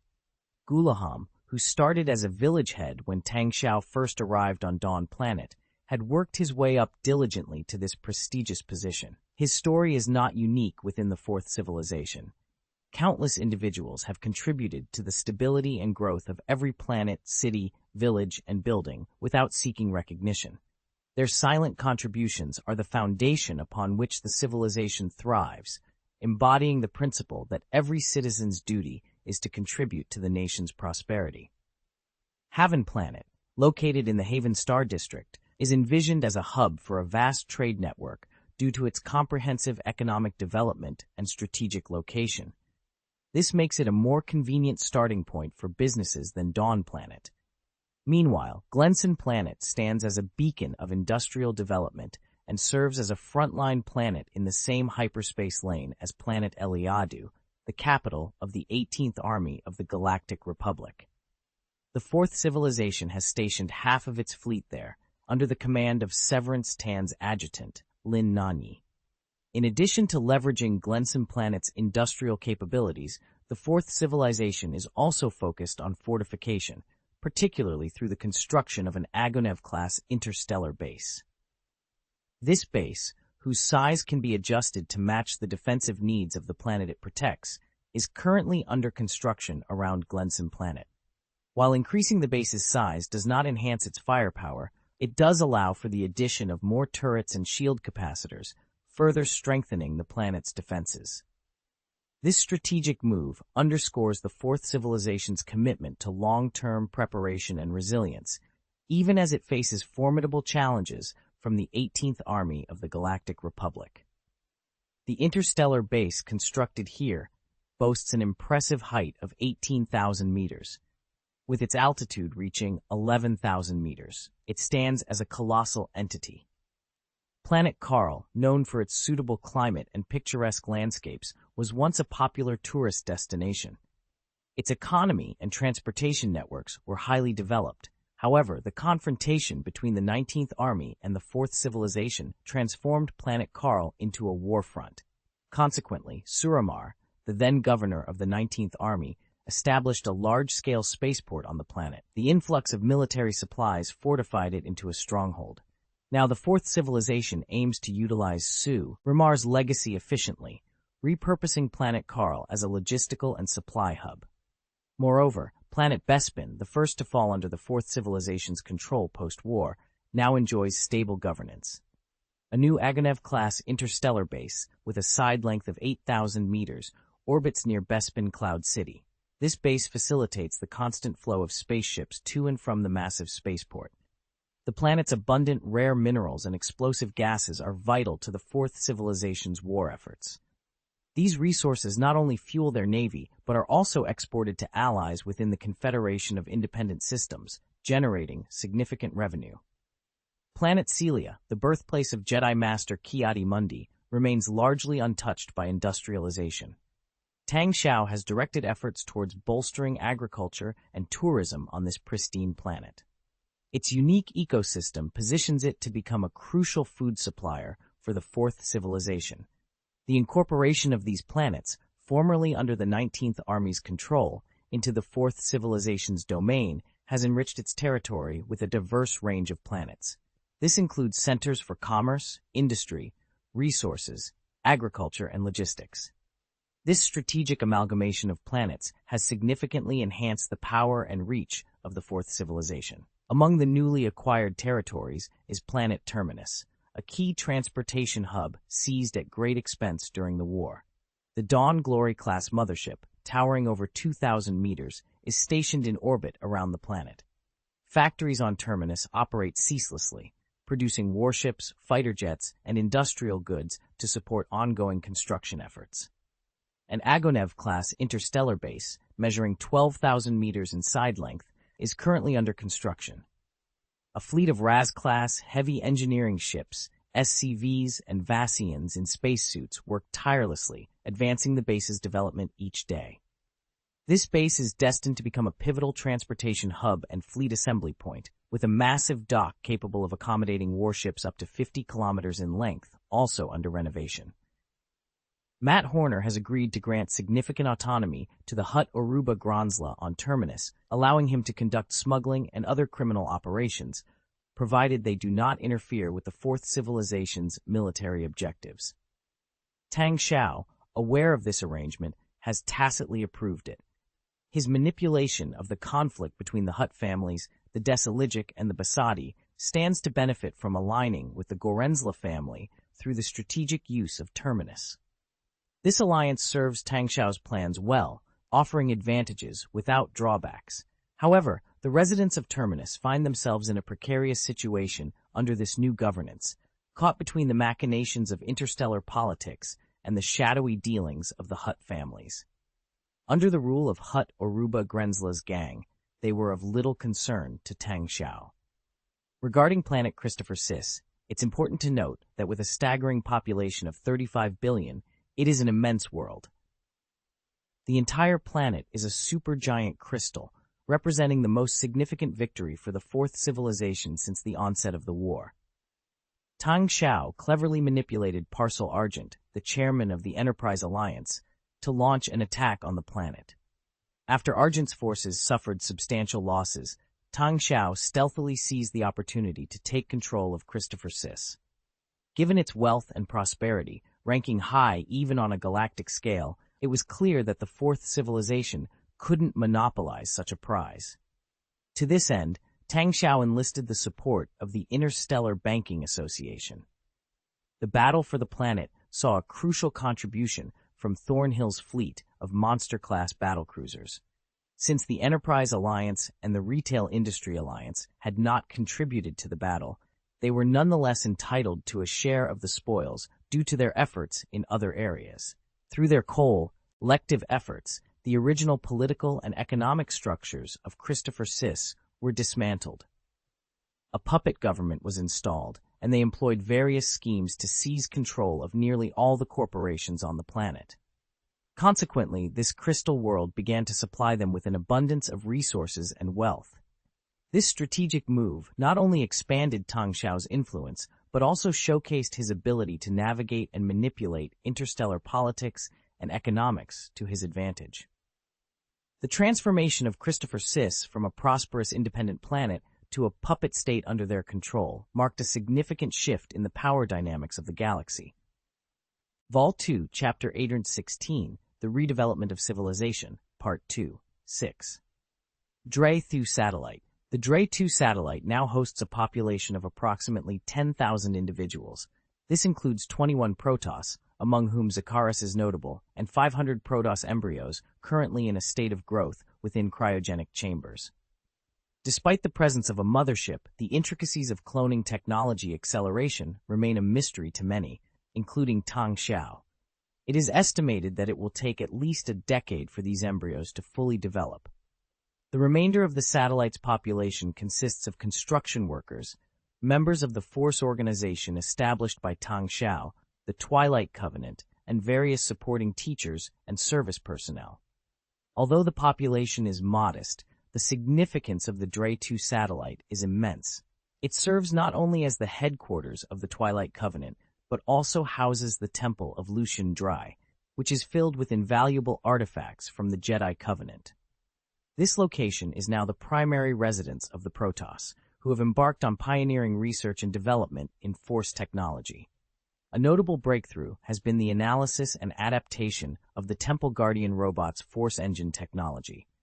Number 7. Planet Cave Bill. Adjacent to Dawn Planet, the oceanic world of Cave Bill has become the new home for the Solarians. With a population of 3 million Solarians and over 10 million vassal gnolls, the demographic structure of this society is both stable and thriving. The Solarians' role within the Fourth Civilization is increasingly prominent as they engage in scientific research, intelligence, command, and special operations. Tang Xiao's decision to settle the Solarians on Cave Bill, the only other habitable planet in the Endor galaxy besides Dawn Planet, signifies his acknowledgement of their importance. Unlike the Geths and Star Spirits, who value their independence, the Solarians have become an integral part of the Fourth Civilization. Their development efforts on Cave Bill are focused on high-tech industries, including the production of precision components, electronic systems, and artificial intelligence technologies. Number 8. Planet Injury. Following the death of William Birkin, Annette Birkin has taken up the mantle of her husband's research. She has continued to develop substances that induce addiction in the Injoli population, who have a natural predisposition to nicotine found in cigars. This substance also enhances the Injoli's aggression and strength. After 8 years of diligent work, the Injoli have become dependent on these cigars. Currently, the Injoli control 3 planets within their galaxy, with a total population of approximately 1.2 million. Despite their strength, the inherent disorder within their genetics hinders their ability to form a cohesive military force. Annette's research has now shifted towards the creation of biological weapons using the T-virus, with some success. Annette's progress in this field is not solely her own achievement. Her daughter, Shirley Birkin, has come of age and begun to contribute her intellect to the research. Unlike her tragic backstory, Shirley has flourished under the care of the Fourth Civilization. Her physical and mental capabilities have significantly surpassed those of her peers, a testament to the potential Tang Xiao sees in her. William Birkin's G-virus fusion experiment on Shirley was a resounding success, marking a significant milestone in the field of genetic enhancement. Shirley Birkin's remarkable progress not only met but exceeded Tang Xiao's expectations, leading him to abandon the idea of reviving virus experts from the Resident Evil universe. Under Shirley's guidance, the Umbrella Pharma Group flourished, introducing numerous innovative products to the galactic pharmaceutical market. Beyond the development of Injoli biological weapons, Shirley Birkin continued to explore avenues for enhancing human physiology through the T and G viruses, aiming to elevate human genetic potential. Shen Yuanhao, representing the Fourth Civilization in the Injoli galaxy, ascended to the role of supervisor, leveraging his extensive experience as an accountant to excel in his new position. Although the Injoli military forces had yet to engage in the sprawling galactic civil war, their influence began to expand across neighboring regions. Among these assets was the Golden Gneiss shipyard, a pivotal shipbuilding hub of the Fourth Civilization, which Tang Xiao acquired during the Injoli uprising 8 years prior.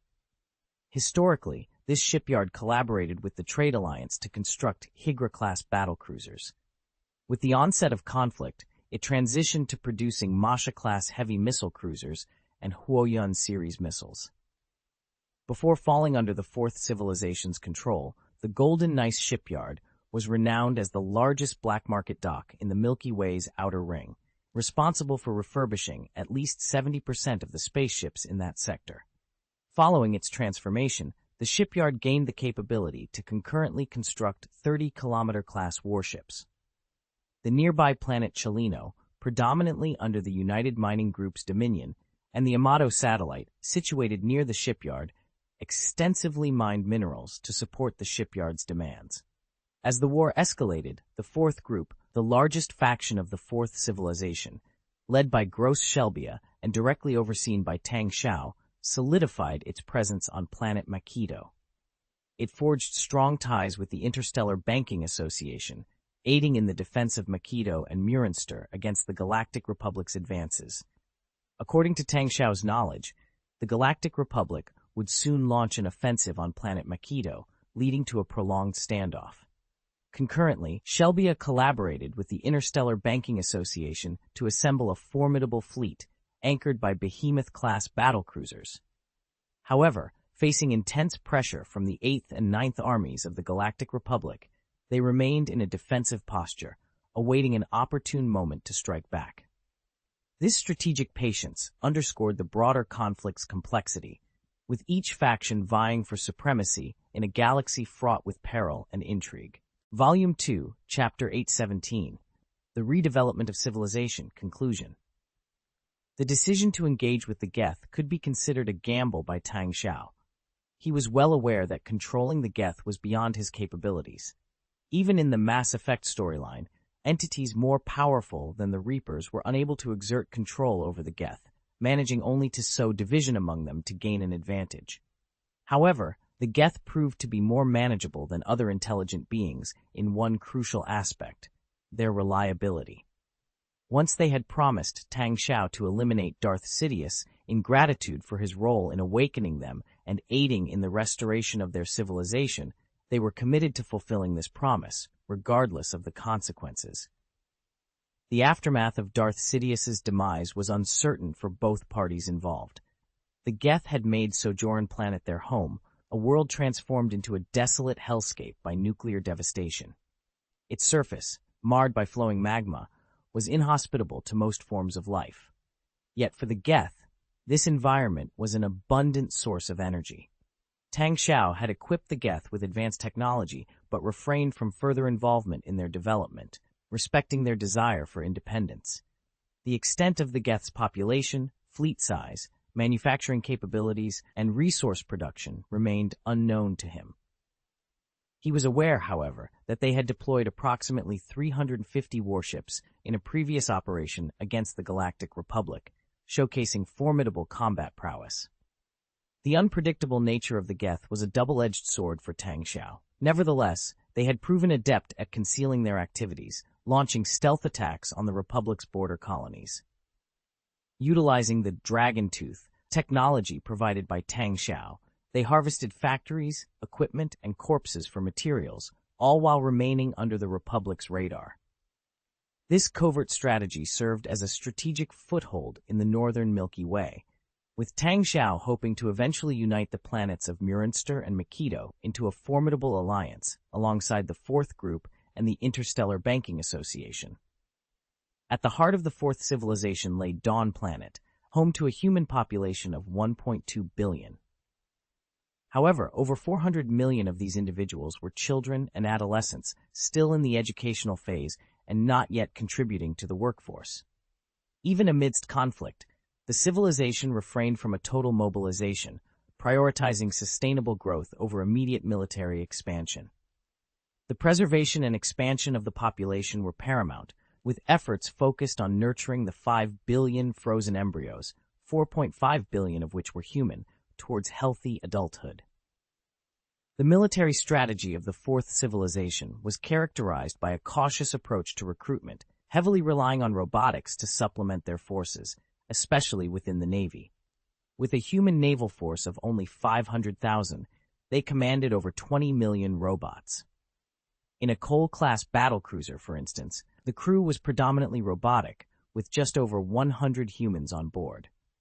This extreme population policy was instrumental in the rapid expansion of the Fourth Civilization, setting the stage for its future endeavors.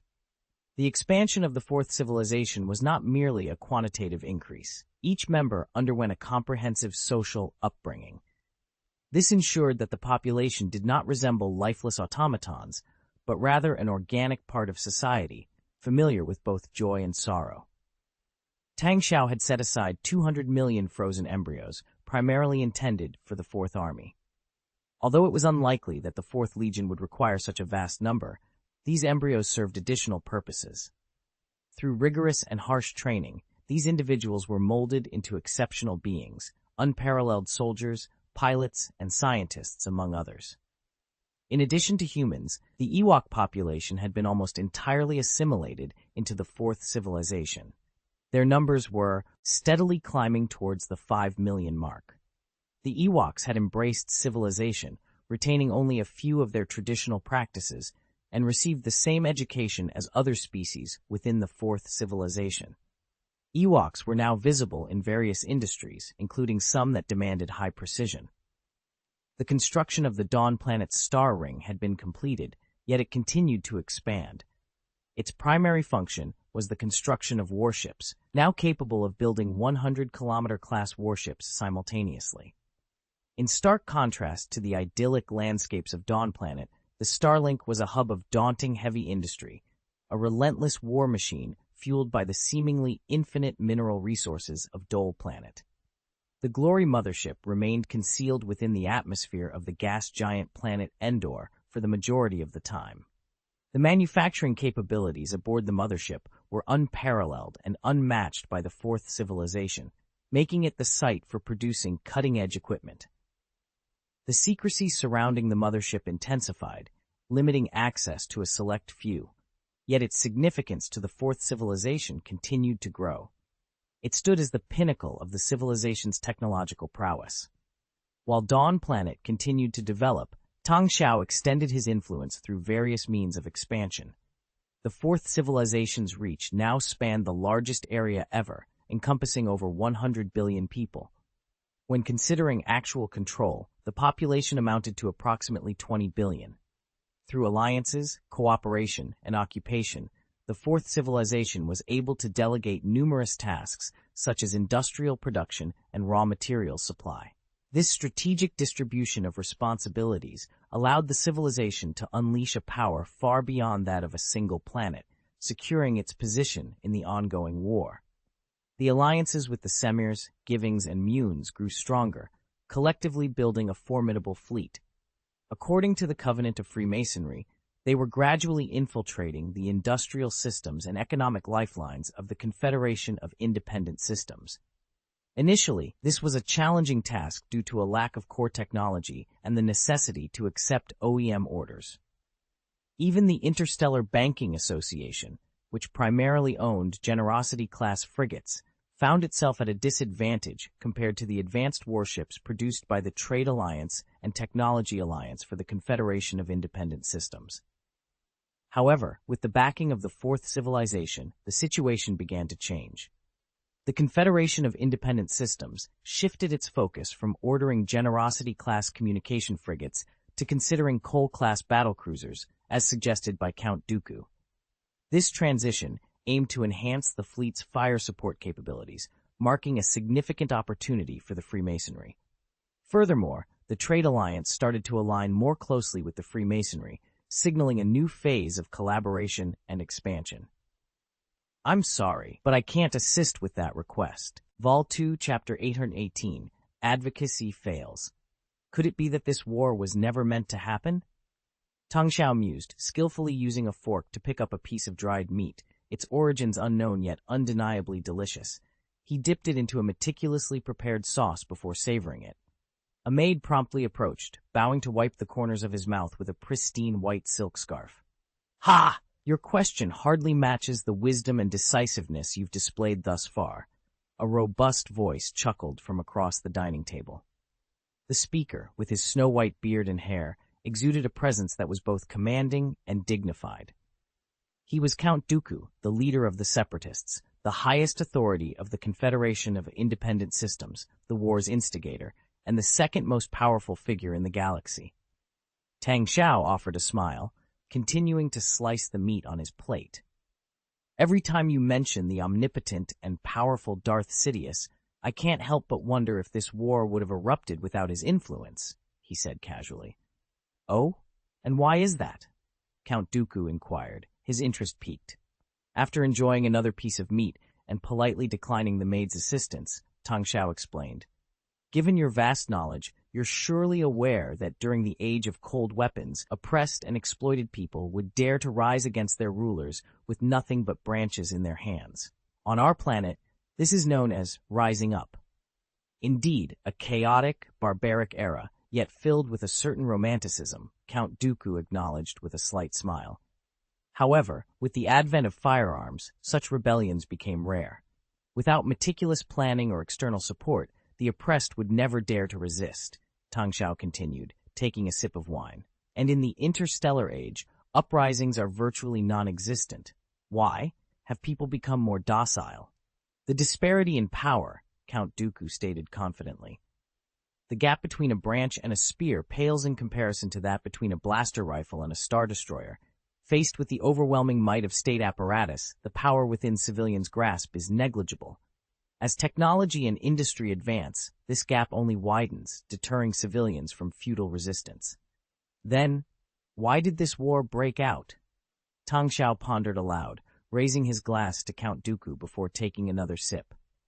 I truly wish there was no need for conflict. Your words belie the reality. The growth of Dawn Planet during the war speaks volumes, Count Dooku observed with a smile. Yet, I grasp your underlying point. Without a shadowy figure orchestrating events from behind the scenes, without Darth Sidious and his machinations, the marginalized planets of the Outer Rim wouldn't have been driven to unite in resistance, would they? No. He shook his head. The difference between us and the Republic is not as vast as you suggest. With Darth Sidious's support, we stand a chance. The Confederation of Independent Systems, even with its Quat Power Dock, Lundili Interstellar Power Company, and Corellia Engineering Company, cannot hope to destabilize the Galactic Republic. This war could drag on for another 2 years at most, Tang Xiao observed. And yet the true intentions and strategies of Darth Sidious remain elusive to me. What drove you to take a stand? Count Dooku's expression turned grave. Belief and ideals. Be free or die. Tang Xiao echoed the sentiment with a half-smile, then added, It seems the Galactic Republic will emerge victorious, at least militarily. However, it appears Darth Sidious is far from defeated. I'm curious, knowing the likely outcome, why did you join our cause without hesitation? Count Dooku countered. Perhaps it's because you. Do I have to? Tang Xiao replied casually, his tone light and seemingly unconcerned. That's not something I'd expect to hear from the governor of Dawn Planet, especially not after just winning the highest nebula medal from the Confederation of Independent Systems. Count Dooku laughed heartily before adding, It's just a shame, a great shame indeed, that General Severance Tan missed the award ceremony for the second time. She's currently being pursued and intercepted by the Republic's fleet. It's a dangerous situation, Tang Xiao explained. Do you have any idea where she might be now? Perhaps we have a fleet nearby that could assist, Count Dooku inquired. Tang Xiao smiled and shook his head. How could I possibly know her exact location? If we fail and the Titan battleship Plague is destroyed, Lord Dead Angel will have my head. It wouldn't be your fault, Count Dooku reassured him. When General Severance Tan returns, I plan to promote her to Admiral of the Confederation of Independent Systems. I'd rather not. With her talent, she couldn't be anything less than a marshal, unless you're planning to kill her, Tang Xiao said, looking directly at Count Dooku. Kill her? That's out of the question. I'll drink to her safe return, Count Dooku replied with a slight smile, raising his cup to Tang Xiao before drinking it down in one gulp. After concluding their private meeting, Tang Xiao left Count Dooku's office, located in the parliamentary center of the Confederation of Independent Systems on the Lassak subplanet. As he exited, he noticed members of parliament gathered in small groups outside the center, discussing various matters. Many eyes turned towards him with a mix of envy and fear before quickly looking away. Tang Xiao paid them no mind and continued on his way. Your Excellency Governor Tang, a low, female voice called out, stopping him. Turning, Tang Xiao saw a tall, slender woman with short hair and a slightly dark complexion. He smiled and nodded, taking the initiative to greet her. Ah, Senator Mina Bantry, it's been a while. I believe we just met in the Parliament Hall one standard time ago. Senator Mina Bantry replied with a polite smile. Mina Bantry, the counselor from the planet Onderon, was also Padme Amidala's former mentor and current best friend. In a setting like that, it hardly counts, Tang Xiao remarked. Actually, I wanted to invite you to dinner, but I'm quite full. Perhaps a walk instead? He gestured invitingly, and without further ado, Mina Bantry accepted with a smile. She positioned herself slightly behind Tang Xiao and accompanied him around the scenic square surrounding the Congress Center. Forgive my presumption, but I can't help but wonder about the topic of your private discussion with Count Dooku, Mina Bantry said. Please don't mind my curiosity. I've always believed in Count Dooku's vision, believing he can lead us to victory over the Republic and help us regain our freedom. My biggest concern is that we might not be able to keep pace with his heroic strides. Tang Xiao stopped walking, his expression inscrutable. After a moment, he said slowly, I was just telling Count Dooku that we're going to lose this war. Vol 2, Chapter 819, Ecology. Mina Bantry was taken aback, her face quickly morphing into a mask of displeasure. I fail to understand why you would say such a thing, Your Excellency the Governor, she said, her tone laced with irritation. The war has only just begun. Tang Xiao sighed deeply, a myriad of thoughts seemingly weighing down his expression, which turned grave. He then managed a smile, though it was clearly forced and reluctant. Eager to shift the conversation, he inquired, How is the situation on planet Onderon currently? Chairman Thornhill of the Interstellar Banking Association and Director Gross Shelbia of the Fourth Group have made significant investments in our planet. These tens of billions of credits are not meant to be squandered in a war, Mina Bantry began, her statement creating a palpable distance between her and Tang Xiao. The shipyard on the Dirksen satellite has already produced 20 Behemoth-class battleships. The cruisers are ready to deliver a fatal blow to the Republic. I commend your efforts, Senator Mina. However, the real question is whether the fragile political equilibrium of Onderon can withstand the duration of the war, Tang Xiao remarked calmly. The position of Onderon's Prime Minister, Sanjay Rush, is far from secure. Mina Bantry, who had approached Tang Xiao with the best of intentions, felt as though she had been doused in cold water. Her eyebrows furrowed, and she retorted in a low voice, "The internal affairs of our planet are none of your concern, and they certainly do not justify your attempts to undermine Count Dooku's faith with baseless rumors. To win the war, we rely on warships, not faith," Tang Xiao countered sharply. Mina Bantry snorted disdainfully, turned on her heel, and strode away. "Senator Mina," Tang Xiao called after her. Despite her irritation, Mina paused to hear him out. She turned slightly, her voice cold. "I have no interest in aligning with someone who harbors thoughts of defeat." "War is not a game, Senator Mina. If you're not prepared to face the possibility of losing everything, then perhaps it's best not to speak of war at all," Tang Xiao replied, his words seemingly failing to grasp Mina's clear stance. This time, Mina Bantry was truly incensed. "And what exactly have you lost? From where I stand, you're nothing but a young man with naive ideas about war." With that, she turned and quickly walked away. "Of course, I've lost something." Tang Xiao murmured to himself, though Mina Bantry was too far away to hear. He caught a falling leaf, gently rubbing it between his fingers before his grip tightened, crushing it to pieces. It was then that he noticed a tall man in a red robe, with golden curly hair and beard meticulously braided, watching him from under a nearby tree. As Tang Xiao's gaze met his, the man approached. It was Alto Stratus, the newly crowned king of planet J-Beam, a man who should have perished on J-Beam, but survived thanks to military aid from the planet Dawn, ultimately leading a successful coup and ascending to power. "Your Excellency the Governor," Alto Stratus greeted him. "I've long wanted to express my gratitude for Dawn's assistance, but your busy schedule has made it difficult." He extended a rough, calloused hand, which Tang Xiao shook firmly. "I couldn't help but notice a slight misunderstanding between you and Mina Bantry just now. Ah, these women, they never truly grasp the essence of war." "King Alto, no one understands the brutality of war better than you," Tang Xiao responded. "What happened to planet J-Beam resonates with me, hence my actions were necessary. Besides, didn't I also gain access to J-Beam's mineral resources?" "Indeed, your offer was far more generous than those from the Corporate Alliance and the commercial guilds," Alto acknowledged, a hint of respect in his tone. Alto Stratus expressed his gratitude. "The support from Dawn Planet has reached the market price. For this, I am deeply thankful."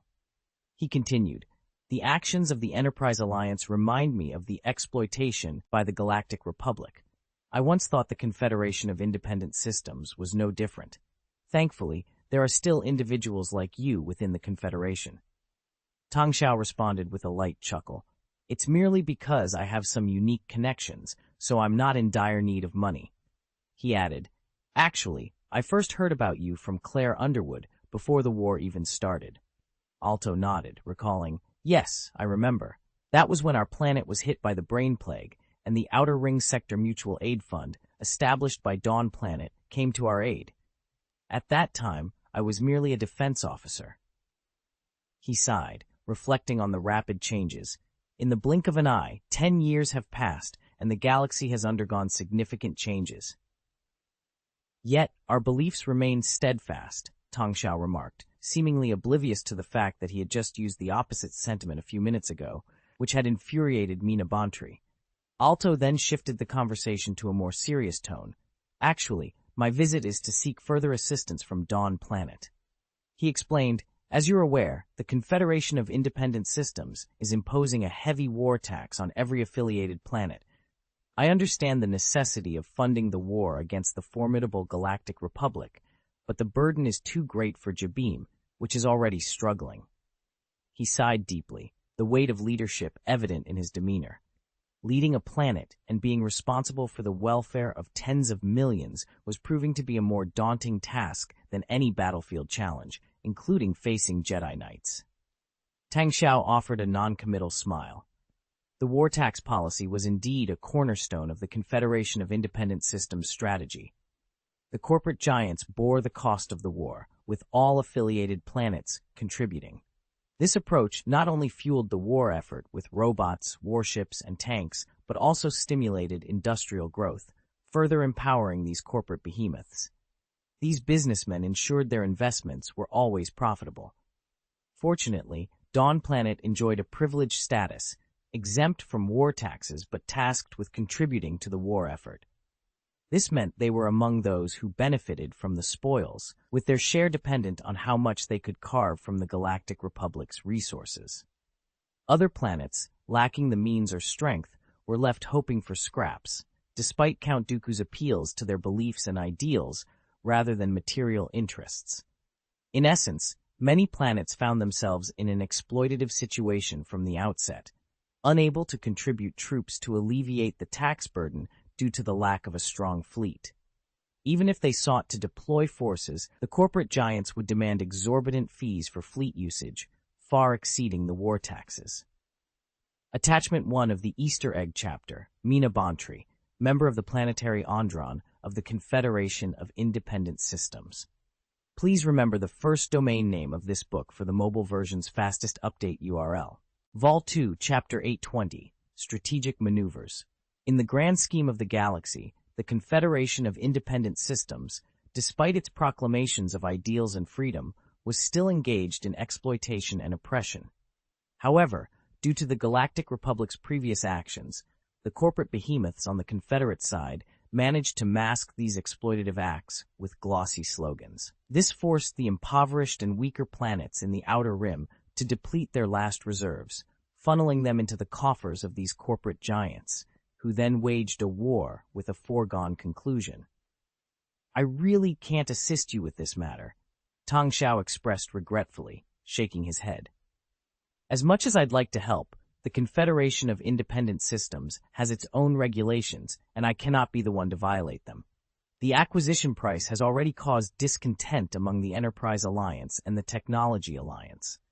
To be frank, if forced to choose, my allegiance would lie with them, not with Planet Jabim. Alto Stratus, appearing somewhat dejected and burdened by the weight of his situation, nodded in understanding. I see, he said, turning to leave. Just then, Tang Xiao called out to him, I've heard that the Cloud Rain Commandos of Planet Jabim are in dire need of funds for equipment maintenance, correct? Alto paused, turning back with a hint of hope in his eyes. Yes, and since Planet Jabim is no longer a front line in the war, I've been considering disbanding the team. Our planet's finances can't sustain such an elite force, he admitted, the emphasis on elite betraying his reluctance and lingering hope. Why not seek employment with Giant God Security on the smuggler's moon, Nasada? Tang Xiao suggested, offering a glimmer of hope. Alto's eyes sparkled. You mean the security firm in Hutt space? Exactly. Giant God Security is currently caught in a feud between two Hutt families and could use additional strength. Moreover, Tang Xiao added with a slight smile, the planets under Hutt control, many of which are swampy, could be an ideal environment for the Cloud Rain Commandos to excel. Alto nodded, understanding the implication. So, through Giant God Security, we can circumvent the Confederation's rules and transform the Cloud Rain Commandos into mercenaries. They are certainly qualified, Tang Xiao affirmed with a smile, then turned and walked away. Alto watched him leave, bowing in respect, and remained in place until Tang Xiao was out of sight. Not far away, Rosanna Goods approached Tang Xiao, bowing from a distance before speaking.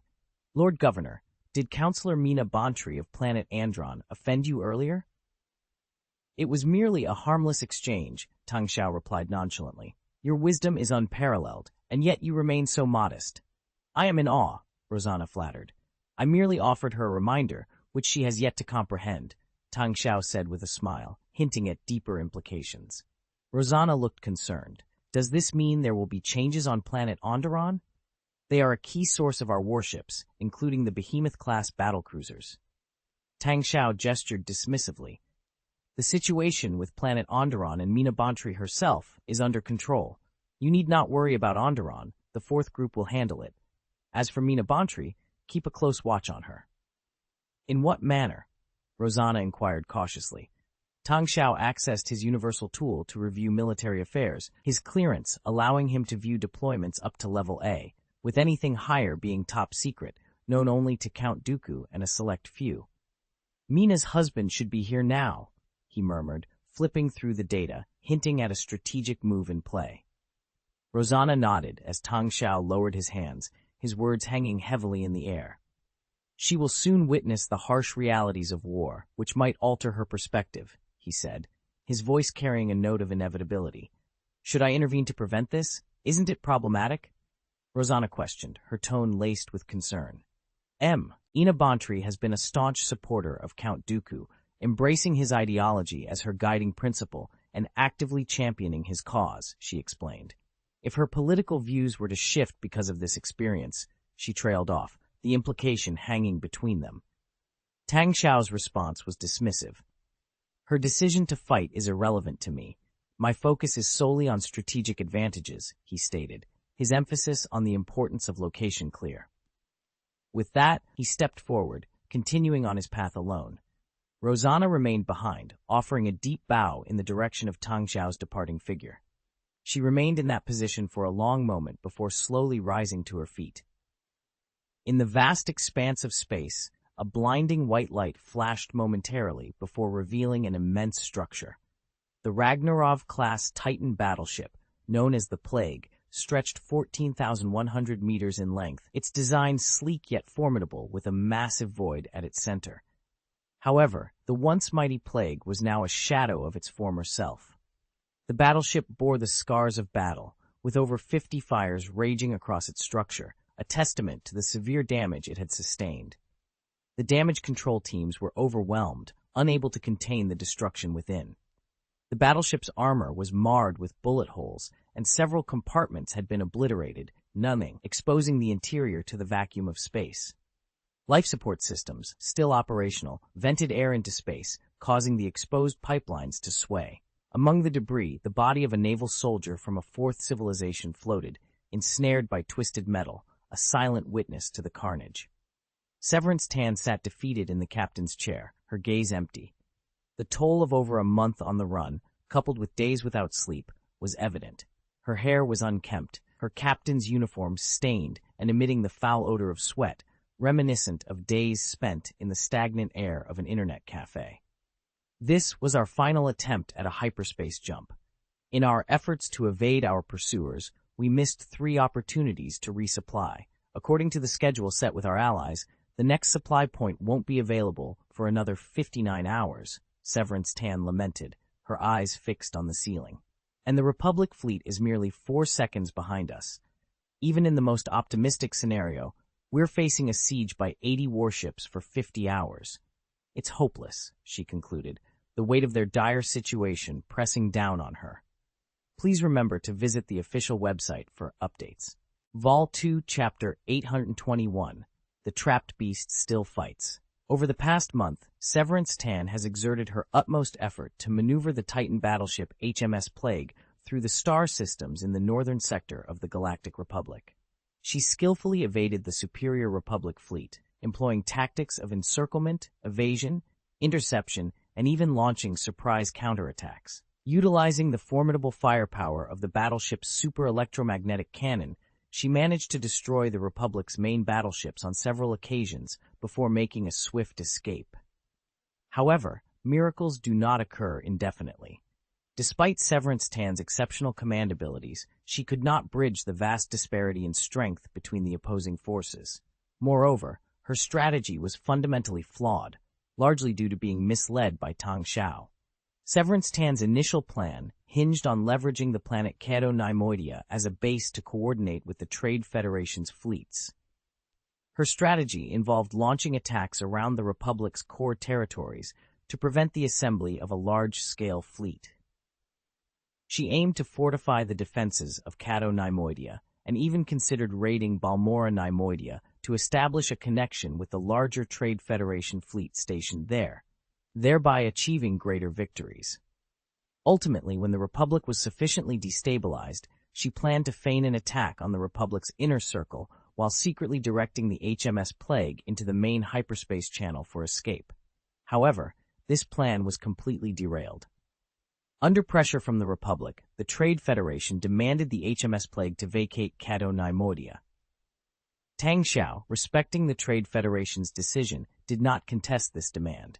Consequently, the HMS Plague had to depart from Cato-Neimoidia without any strategic deception, openly exposing itself to the Republic fleet, which was already lying in wait outside the planet. This situation was tantamount to a death sentence. Although Newt Gunray, the governor of the Trade Federation, attempted a last-ditch effort by deploying thousands of Vulture droid fighters to escort the Plague, it was insufficient. While these fighters initially facilitated the Plague's breakthrough against the Republic fleet's frontal defenses, they were ultimately lost in the ensuing battle. Isolated, the Plague faced relentless pursuit by the Republic fleet. Despite these dire circumstances, Severance Tan's ability to survive for over a month is a testament to her unparalleled genius. Throughout this ordeal, she experienced anger, frustration, and resistance. In her few communications with Tang Xiao, she vehemently accused him of sending her to her doom. Tang Xiao's response was cryptic, suggesting that a general who is ignorant of politics is doomed to fail, likening her situation to that of Xiang Yu, a historical figure whose fate was sealed by his lack of political acumen.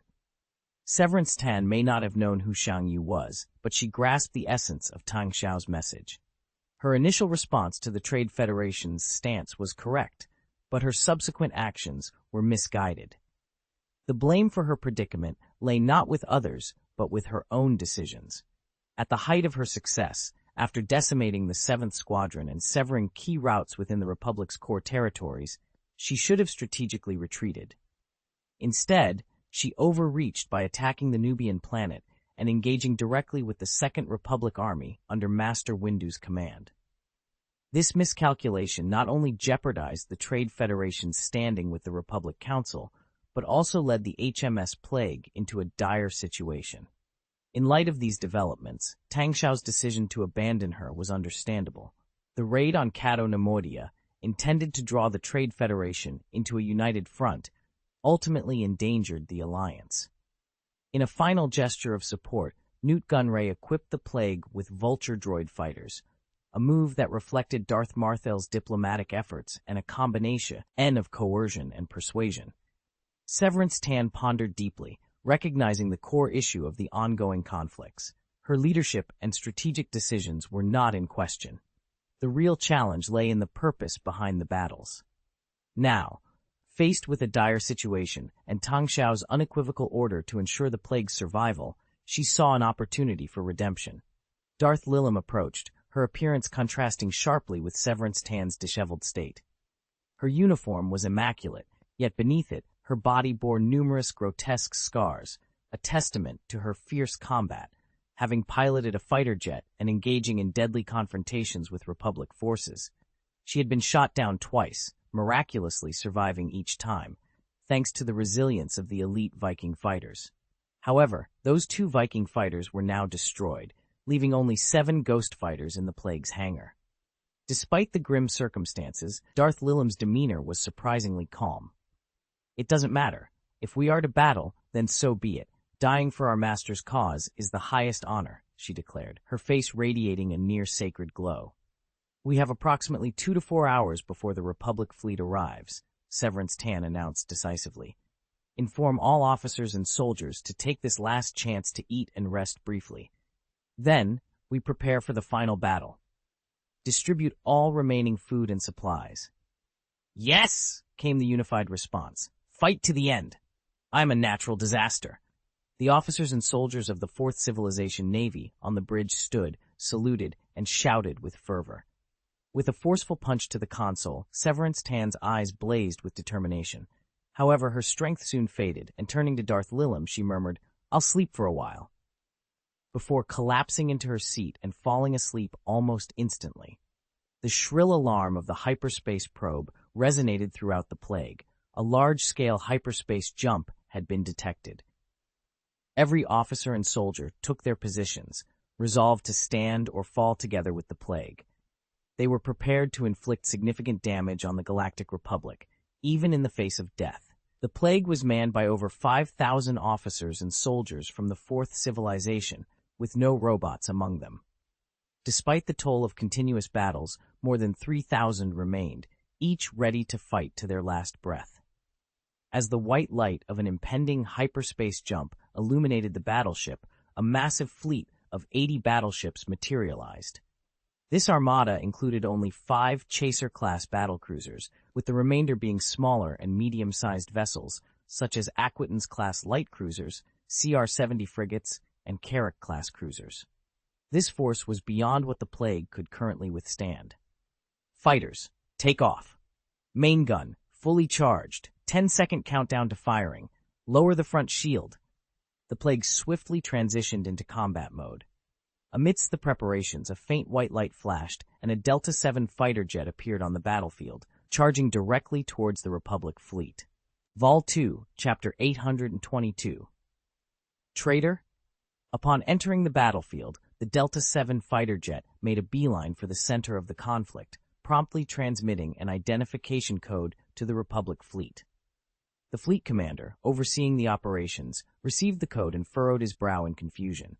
He turned to Jedi Master Ithkos and reported, "This identification code carries a high level of clearance, yet it's been marked as deregistered in our database. How can this be?" "It appears this code belonged to someone who was declared dead," Ithkos replied gravely. "It seems they wish to communicate something urgent. This is a battlefield.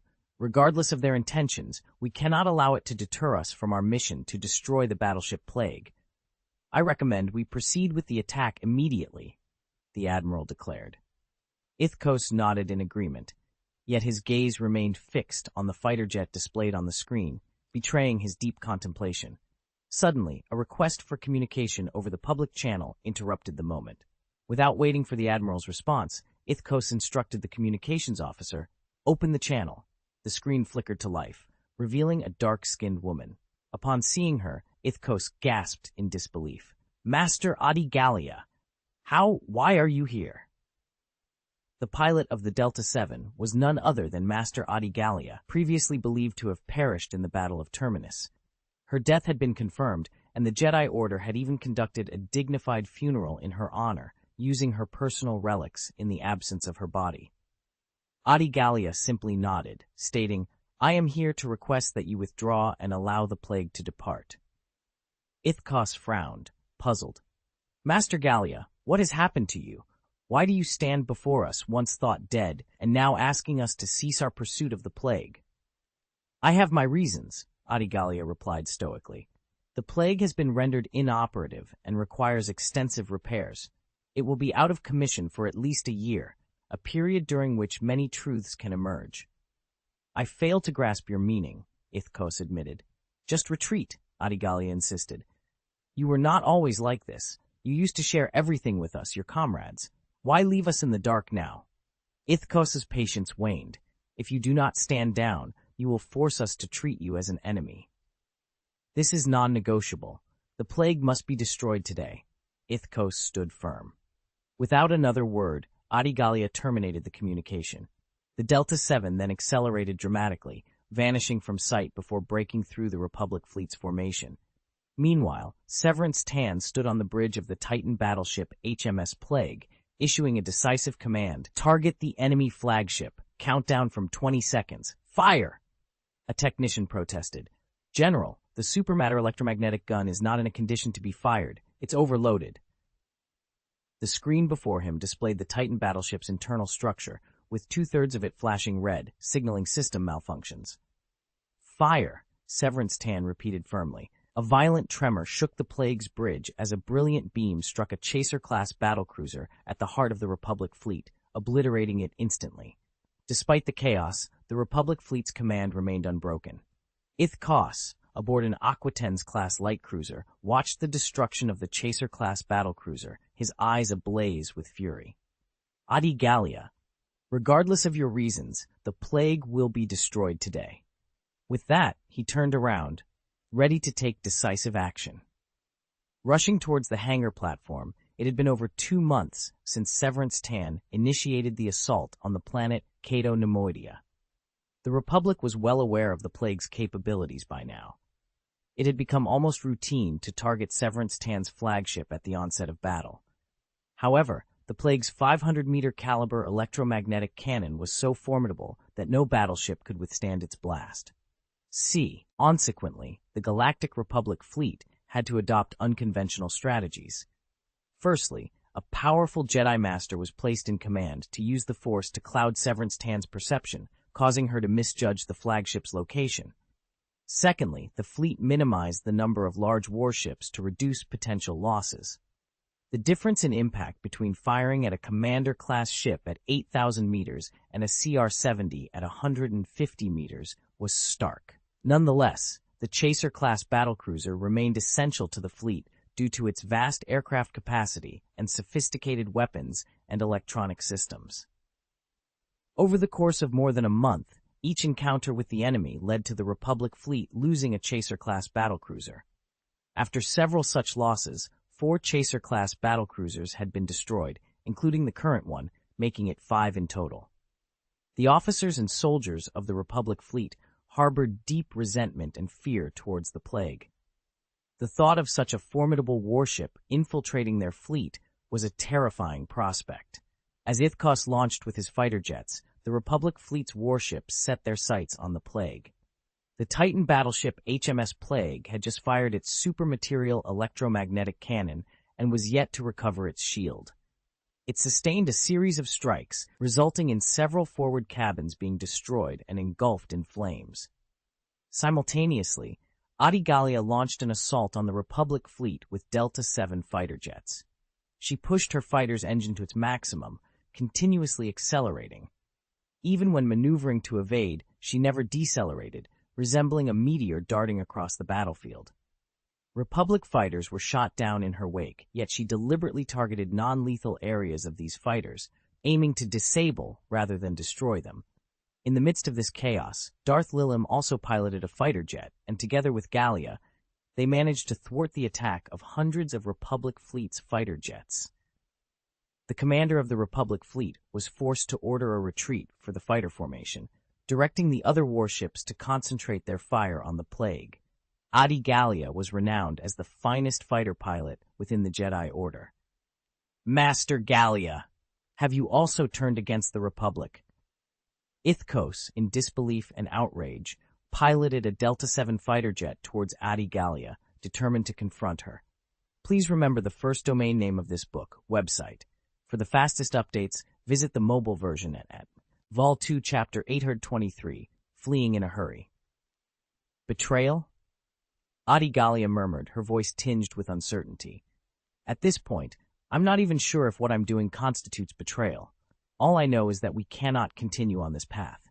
Without another word, she deftly manipulated the controls of her Delta VII fighter jet, executing a serpentine maneuver through the air with astonishing agility and speed. She launched an assault on Ithkos from various angles. Meanwhile, the Republic warships intensified their bombardment of the Plague. Despite the Plague's shields being reactivated, they stood no chance against the relentless firepower of the Republic fleet. After enduring another barrage from thousands of turbo laser cannons, the Plague's shields finally gave way, exposing the battleship to a devastating onslaught. The first to suffer was the massive supermaterial electromagnetic cannon at the forefront of the battleship.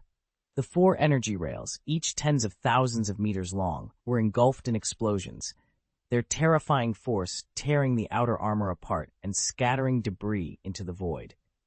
The officers and soldiers of the Fourth Civilization aboard the Plague fought valiantly, manning every operational turret to return fire against the Republic fleet. The battle reached a fever pitch, with neither side willing to yield.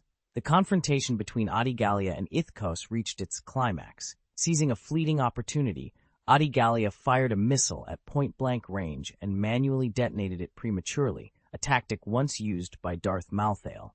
The explosion crippled Ithkos's fighter engine.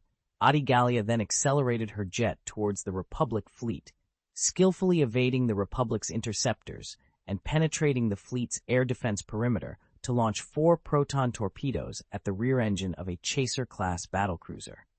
This maneuver placed the Republic fleet commander in a difficult position. Engaging fighter jets piloted by powerful force-sensitive individuals, required the fleet to compact its formation.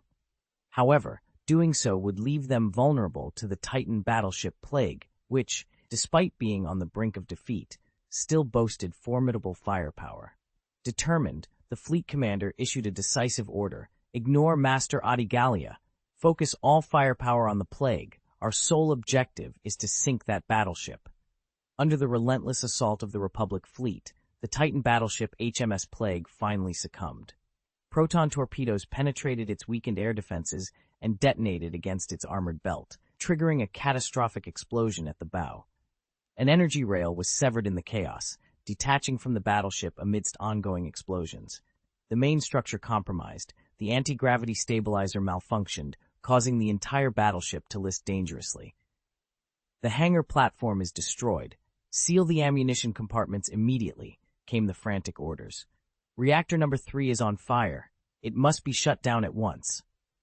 But the internal rail system is in ruins, and the corridor to reactor number 3 is ablaze. It's 6,000 meters long, and robots can't get through. Empty all metamaterials from reactor number 3. That could cause the reactor to overheat and potentially melt down. Just do it. Severance Tan, gripping the battleship's console, fought to maintain her stance. A gash on her forehead bled profusely, yet she remained resolute, issuing commands. As the situation grew dire, her adjutant approached and saluted. It's the last stand. General, it has been an honor to fight by your side. Severance Tan closed her eyes, accepting the inevitable with dignity. Severance Tan's eyes snapped open as she declared, with unwavering determination, "No, we must not lose hope. I refuse to cease fighting until this battleship crumbles at my feet. Command, channel all available supermatter into the hyperdrive and prepare for random jumps." General, while random jumps can indeed conserve some supermatter and allow the battleship to enter hyperspace, I must warn you of key risks.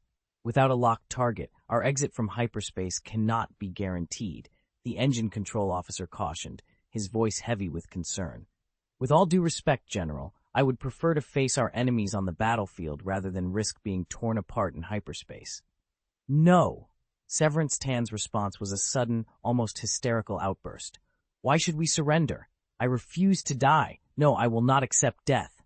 General, the officer stared at her, taken aback by her intensity. The adjutant quickly interjected, the general is right.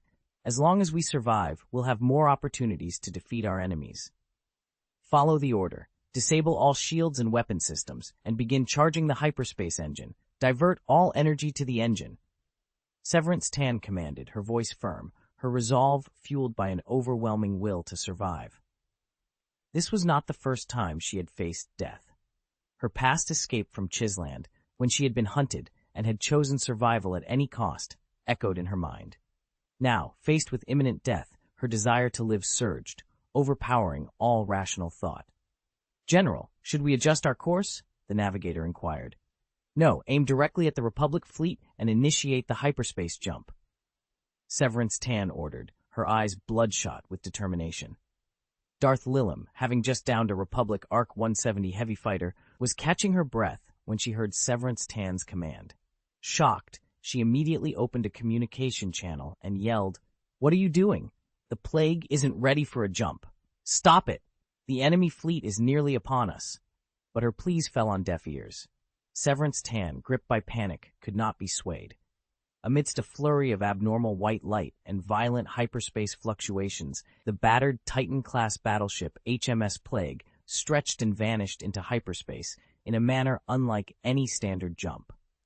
Following the Plague's forced entry into hyperspace, Ithkus, who had just been rescued, ordered, "Track those hyperspace fluctuations. I need to know where the Plague has jumped." General, the Plague's jump was highly irregular. It appears they made no navigational calculations before initiating the jump, reported a radar operator. What is she doing? Is she so desperate to escape that she'd risk her life?